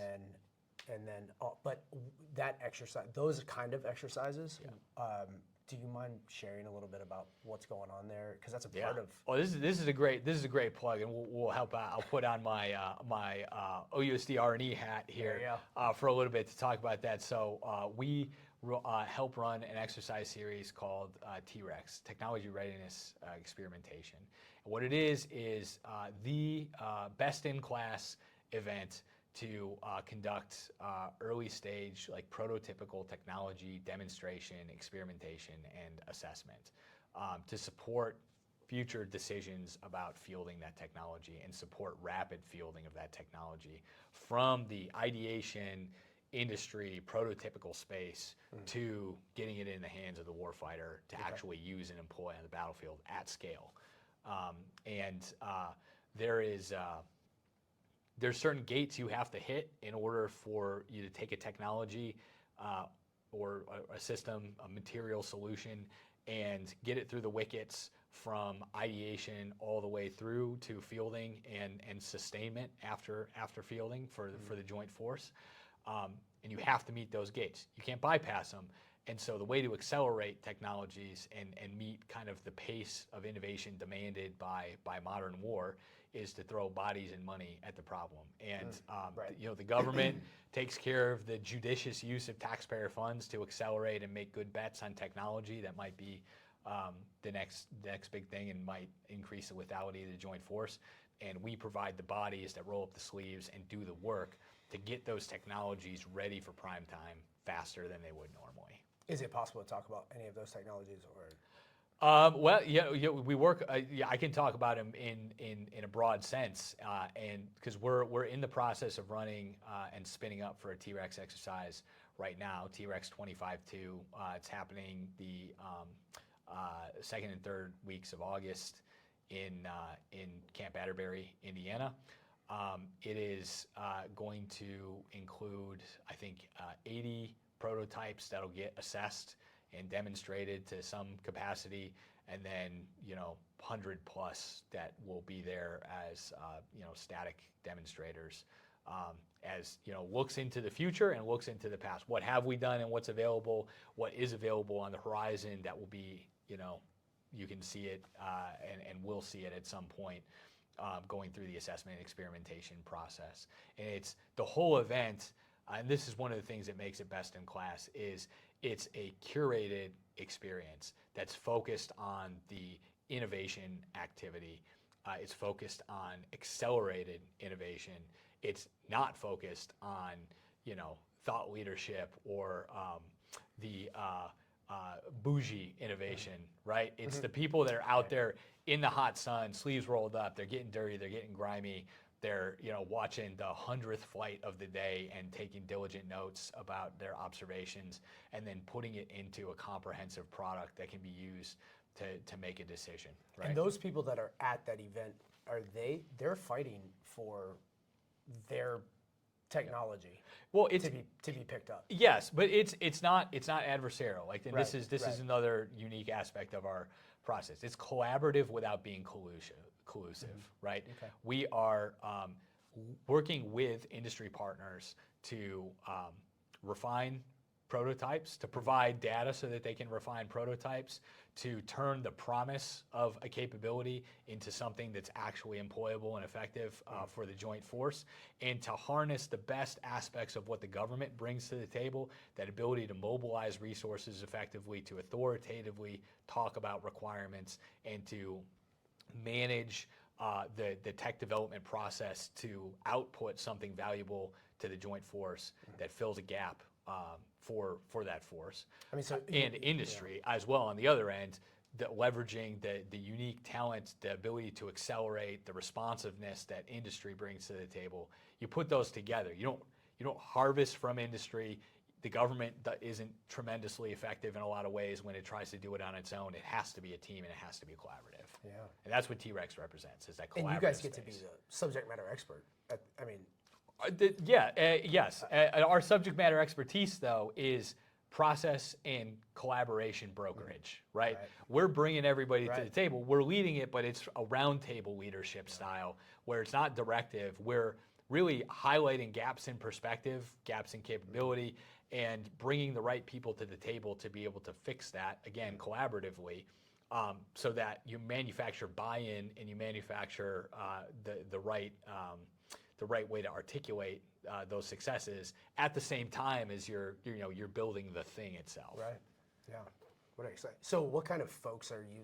You've talked about the character, and getting the right people in the seat. Yeah. But you obviously have positions that that need to be filled. Yeah. So, can you talk to those? Yeah. Absolutely. And I'll say T-Rex and our support to OUSD R&E and the DASD P&E is a big part of our business, and it's incredibly important to us, and it dominates a lot of the ways that we think about who we are, because the work is so impactful and important, and it's so cutting edge. So it kind of leads the way on that. But we found that the things that make people good at that are the same things that make people good at any unstructured problem-solving endeavor where you're depending on people's maturity and expertise to solve problems. Critical thinking. Critical be able to thinking, evaluate the exactly. situation. We have 6 major criteria that we look for. Six characteristics that we look for, and we have our wonderful HR team and some of our leads have put together the way to take those more ethereal concepts and turn that into something more concrete that you can use in an interview, right?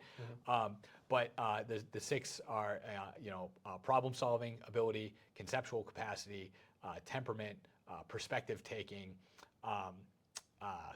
communication skills, and critical thinking. Those are the 6 that we look at. And then, we have sub-KSAs as well that we look at.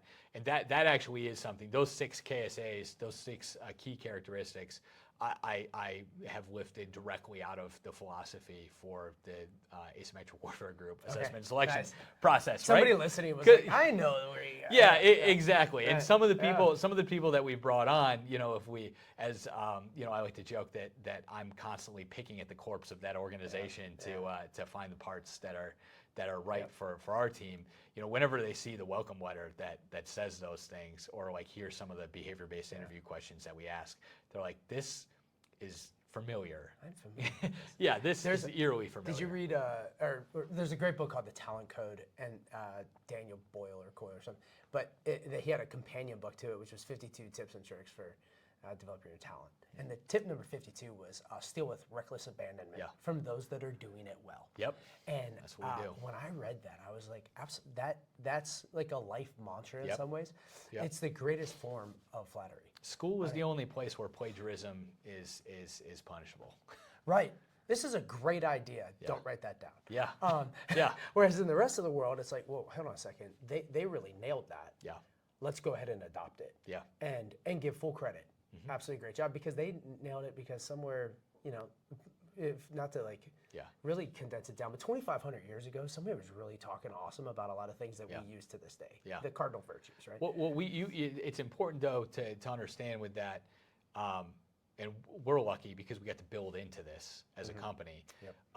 That, and we kind of recognized it early, I think, given Alex's unique background, mine, some of the other people we brought on early. You can't just look at something and then execute what you see, right? Because you're gonna lose why it works, which again stems back to people, right? The things that work at Netflix aren't gonna work in a Walmart warehouse. Is not the same type of environment. So you have to understand the full context of why things work, rather than just looking at the checklist and saying, well, I'll just do those things. Because otherwise, sometimes that checklist isn't fully reliable, except for you have that to one adapt. time that you created it. Yeah. And then for that situation, it was great. Yep. And now the next one, you're like, wait a second. Yep. It's that constant thought about, okay, what's happening? Why is it happening? Why do I feel the way that I do about what's happening? And what am I thinking? And am I right? Yeah. So what kind of positions are you guys looking for? Okay, so we have a number of defense-focused roles that we're really heavily recruiting for right now. The first one is emerging technology assessor. Those are the people that actually go out, work with the technologies, broker that collaboration, but also structure data collection plans and execute those data collection plans to generate decision support for senior leaders.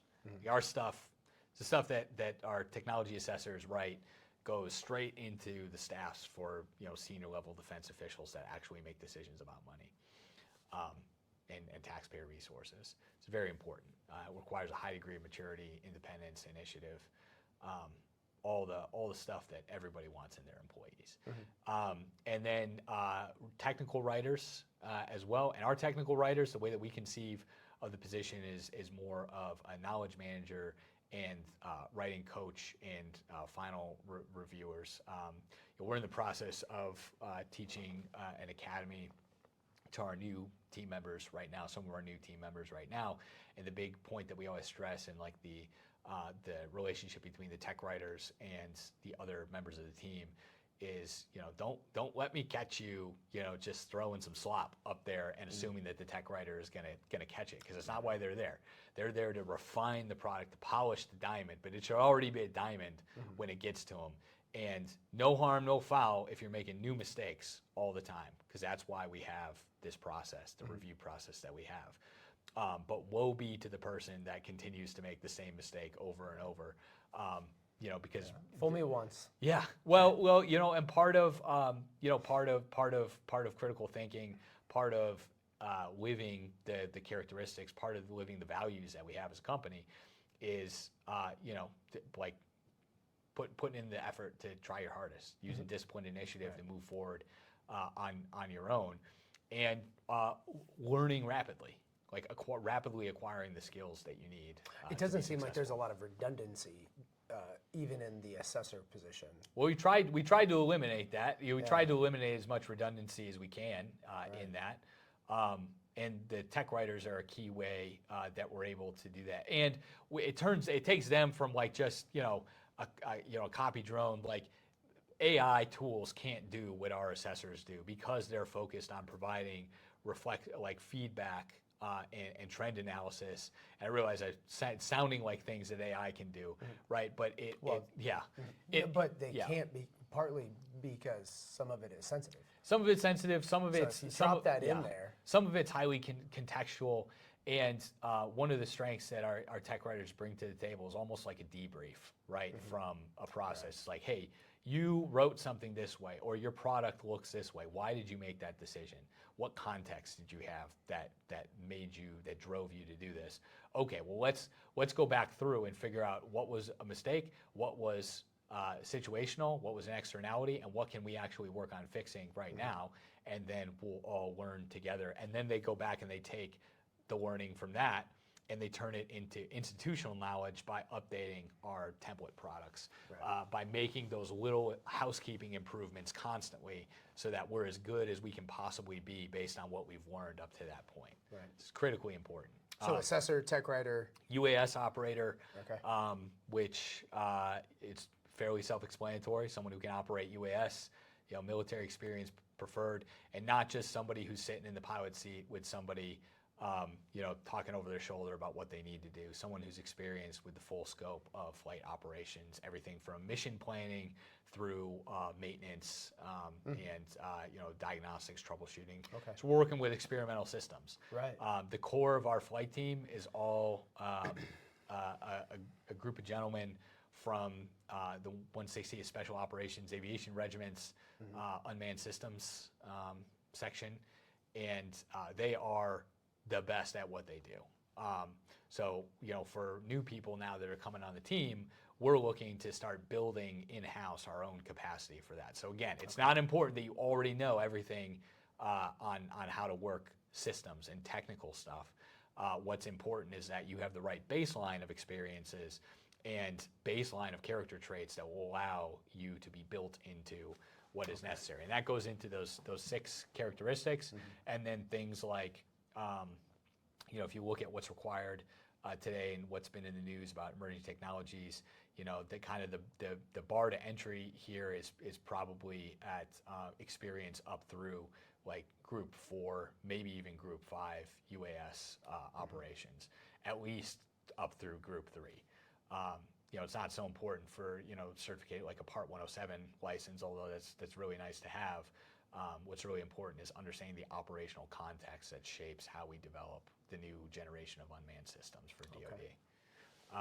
So there's UAS operator. Yeah, it's good, and that one in particular is going to put the people in those roles in contact with like people who are at the pinnacle of the field there operationally.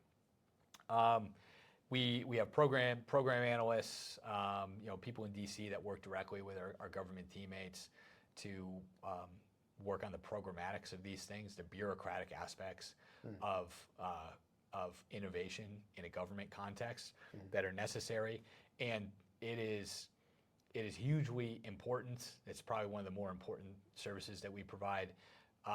And it can be thankless, but when we talk about rolling up the sleeves and being willing to do the work of innovation, part of doing that work is being willing to just, make the bureaucracy bend to your will through sheer force of will sometimes.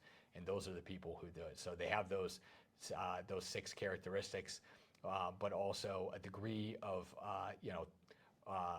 toughness and relentlessness layered on top of that makes them truly effective, cutting their way through bureaucratic red tape. Yep. Interesting. Any other positions? Let's see. Those are probably the key ones. Off the dome right here. But you also have a place where I think they can.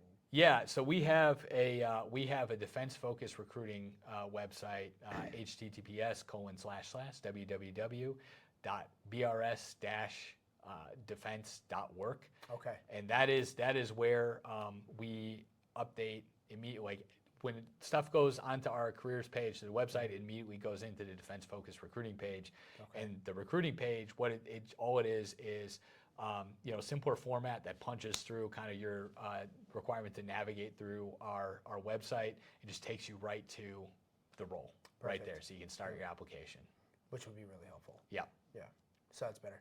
And what kind of keys or what kind of tips, piece of advice do you have for folks that are applying?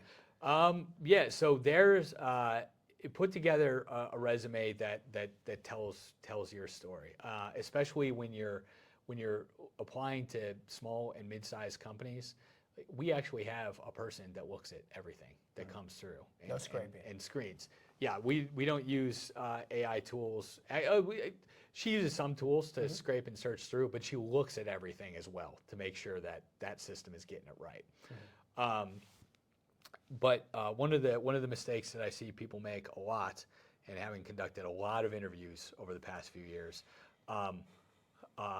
over translating your experiences as a veteran into like what you think are corporate terms, and what ends up happening is like if you go to a foreign country and you decide to like say a phrase or a greeting in the foreign language, so your waiter comes up and they say, bonjour, and you say bonjour, and then they start yapping some French at you, and you're like, oh no, our conversation ended when I said that to you, and I realized I got my accent perfect with the bonjour, but I fooled you into thinking that I know this, but now it's becoming rapidly apparent that I lied to you about being a Frenchman. So. This is a great analogy. Yeah. So avoid those situations there, and if you're going to do that and translate your resume into business language or what you think is business language, you got to be prepared to like fluently translate everything in the conversation to that. And I would also, this has worked for me. It might not work for everybody, and it's worked for other people I know, especially if you're going to be trying to pursue a job in the defense industry, or you have a person who is interviewing you who might have a military background. Keep a copy of your resume, even if you're going to translate it to business, that's untranslated, that just talks about like what you were. One, it keeps you honest, right? You need to, be a platoon sergeant and start talking about how you're like the senior vice president of like operations or whatever, like, because that's readily going to be apparent that does not translate into what they think it is. Your federal resume is a great. Federal resume is a great tool. Just have that. Yeah, that's a perfect. And they've just altered it recently. Yeah, to a couple pages. I honestly, for some people, when I've talked directly to people, I've told them, I was like, don't bother sending me a formatted resume. Just send me whatever your federal resume is. Talk about everything you want to talk about, and I'll look through it. Well, I would say the more that's information I have, the better. One of the benefits to you, Blackrock, is the amount of folks that can translate or adapt what you see on that federal resume to what you need. Well, I'm going to say this, and we can talk in a few years, and you can ask me if it still holds true, but. We're not gonna get to a point where we're just taking guesses or letting an AI or some computer system take a guess at what we might need. we're always going to look at the resume, and we'll leverage tools. But to me, those tools are like bias reduction tools to make sure that like I'm not making a decision or an evaluation. My team leads, our HR people aren't making decisions based off of something they're not even considering consciously, that unconscious bias that we all have. And the computer can help us sometimes catch it as a reflection of what we think about. But we're never going to take the human element out of hiring people. That's just I'm saying that right now. That's it. Yeah, I'm saying it right now. Until you don't need the human. Yeah. Right, and then what are we doing? Living on UBI. I mean. Yeah. Exactly. So that's good. Keep the human involved. Yeah. Reading the resume, having the conversation. Yep. You guys are looking for positions that it's most important that somebody is looking at that resume that has an idea of what you guys do, which you guys have those people in place. Yeah.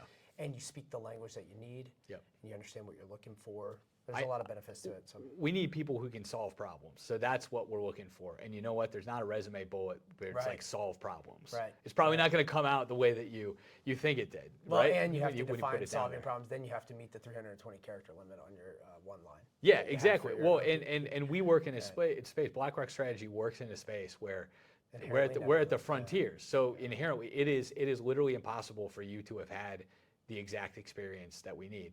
So we get that. We're not looking for you to have the same job title as like what we're hiring for. Right. We're not looking for you to, have this secret set of experiences that we're not going to tell you about that we're looking for.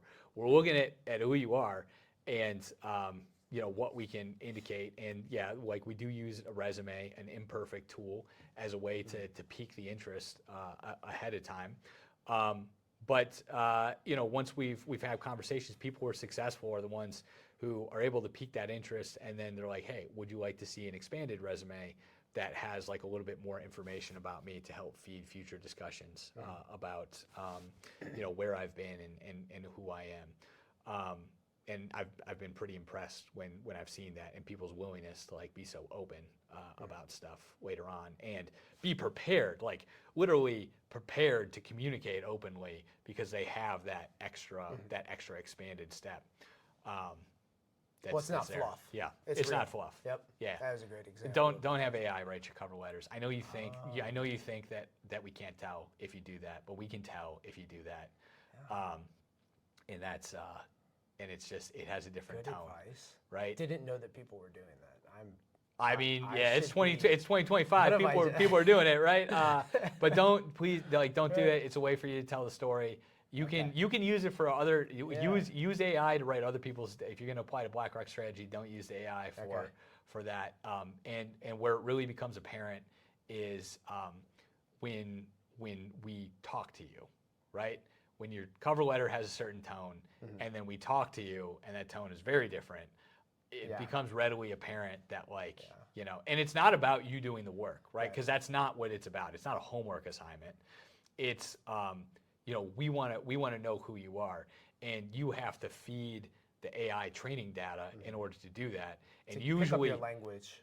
What people do is they'll copy and paste a job description, they'll copy and paste a resume, and say, write a cover letter that merges these things together, right? But that's like, I could do that. I'm doing that in my head when I'm reading a resume.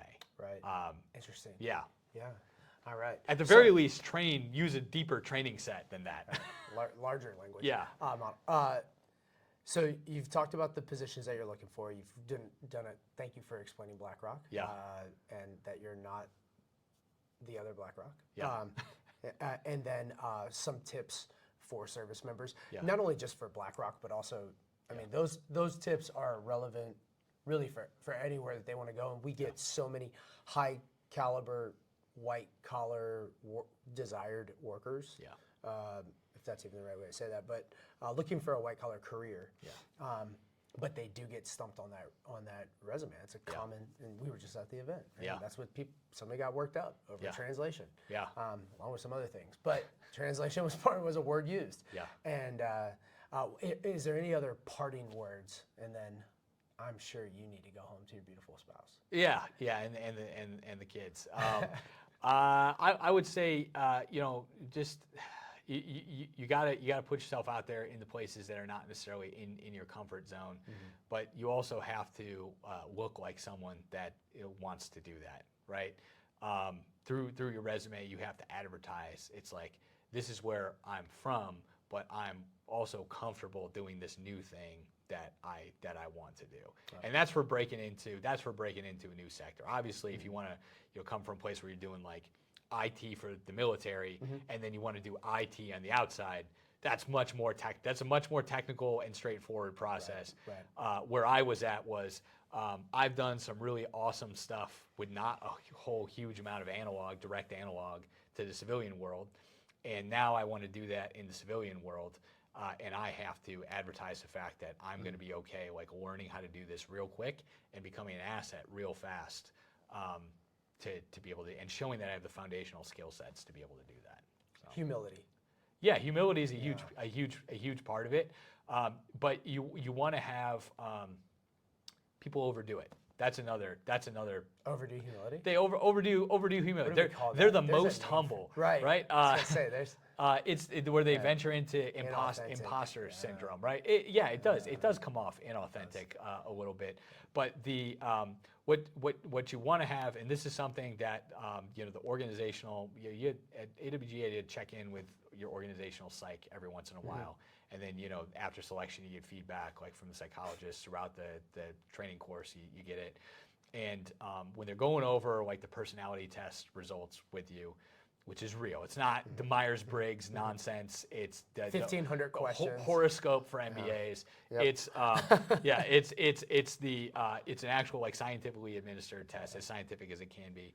Yep. And he's telling me about the golden balance, right? Yeah. You have a high degree of competence and an appropriate degree of neuroticism, and but the personality, the scientific personality definition of neuroticism, where it's that little voice in the back of your head that tells you maybe you're not good enough, and maybe you should like work really hard to try and be good enough, right? So you don't want to be overconfident, and you don't want to have the neuroticism rule your life, because that's super destructive.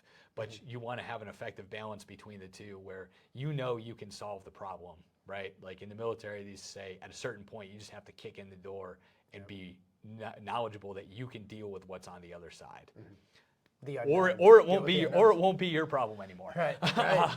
And then on the civilian, on the civilian side, it's like, I don't know how to do this thing yet, but I'll know how to do it fast, and I'm capable of it over the long run. Right.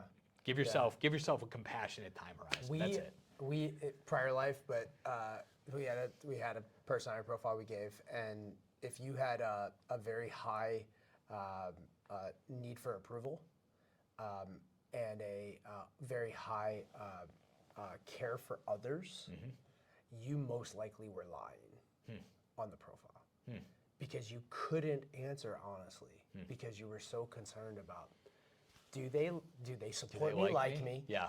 And at the same time, I want to make sure that they're also very happy. And something there isn't right. It's just an interesting profile. We'll test people all the time during, when we're running phase 1 of our academy, which is all focused on like relationship management, keeping your cool under stressful situations, like dealing with people that are very frustrating. We'll see people go in and they'll lead off conversations, and I always have to pull, especially people with a military background back, especially sometimes like officers, good officers, and be like, hey, look, the way that you come in and approach like an industry partner or like a government civilian is not the same approach that you use the first day you meet your platoon, right? It's good to be like, hey, I don't know that much, but we're all gonna learn together, and I'm gonna work on like empowering you to do whatever you need to know. Not a great approach to go in with people that like are already kind of suspicious that you're there to kill their program, and that like you're like holding their hopes and dreams as an industry partner in your hands as a little baby bird. And then you say, I don't know. And then you say, look, I got no idea what I'm doing here, and I'm the dumbest guy in this room and stuff. And it's like, oh, oh no, turn it down a little bit, man. And That like, humility yeah. we're not interested in. Yeah, exactly. Whatever that is, get that out. Yeah. Just say like, hey, like there's other constructive ways to say that besides the self-effacing stuff. You can be like, hey, like this is a new frontier that the government's exploring. This is a new frontier that our team's working on, and so we're really going to be leaning on you to help collaborate and bring us up to speed on what your technology does, on what the requirements are. For this piece, it's just adjusting your language a little bit, because even things like expressing humility in the military have their own set of language and stuff. Yeah, absolutely. All right. Yeah, Kevin, family man. Yeah, guardsman. Yeah, Blackrock partner. Yeah. Strategy partner. Strategy partner. I wish I was an actual Blackrock partner from a financial perspective. Yeah. Okay. Yeah. And InVet's board member. Yeah. So you're the first time that we've had a business on. You're the first board member that we've had on, and you're a veteran that transitioned out and has done really awesome things. Hired some of our veterans. So thank you, and then look forward to the partnership. Yeah, absolutely. It's been great. Man. Thanks, Jesse. Awesome. Yeah. Great job, Kevin. Got a little. 3 very high life stressors would be losing your job, your health care, losing your home. That's happening all at once to transitioning service members when they're getting out of the military. That's where InVets comes in, where you know everything on the back end is taken care of and you can focus on transitioning well. InVets is a 501c3 nonprofit dedicated to helping transitioning service members and their families find great careers and communities here in Indiana. The way we usually connect with veterans is in-person events. They are assigned to a case manager, which is one of the 5 veteran engagement managers who are located in 5 regions around Indiana. They'll really work hard to connect with them. And then they complete the profile in more detail about the types of careers they want, the skills they have, where they might live, do they have a spouse. So it's a very personal service, and we try to match them with the right career, and we try to match them with the right community. We take our job seriously, understanding that we're not selling somebody a thing, we're helping somebody move into the next phase of their life. That's not lost on us. We are not moving one person, we're moving a whole family, and every member of that family has a different need. We try to have those open discussions about everything. So what we realized was just helping somebody find a job when they get out of the military isn't enough. There's got to be more to it than that, especially if we want to create lifelong Hoosiers. So we started thinking about what can we do outside of helping people find great careers to get them connected to their community. Transition is not transactional, it's transformational, and it's something that we talk with our staff about all the time. We cannot look at transition out of the military as a transaction of leaving one job and going to another. It's a transformational moment in somebody's life, and we hope and believe that should be Indiana. And once they're here, we remind them that we're here for life. So if there's anything that you need once you've gotten here, you're looking for a volunteer opportunity, a way to get involved in your community, or you just need some resources for things that you're trying to take care of, whether it's some of your veteran benefits, you can reach back out to us and we're going to put you in contact with the right people to get you taken care of.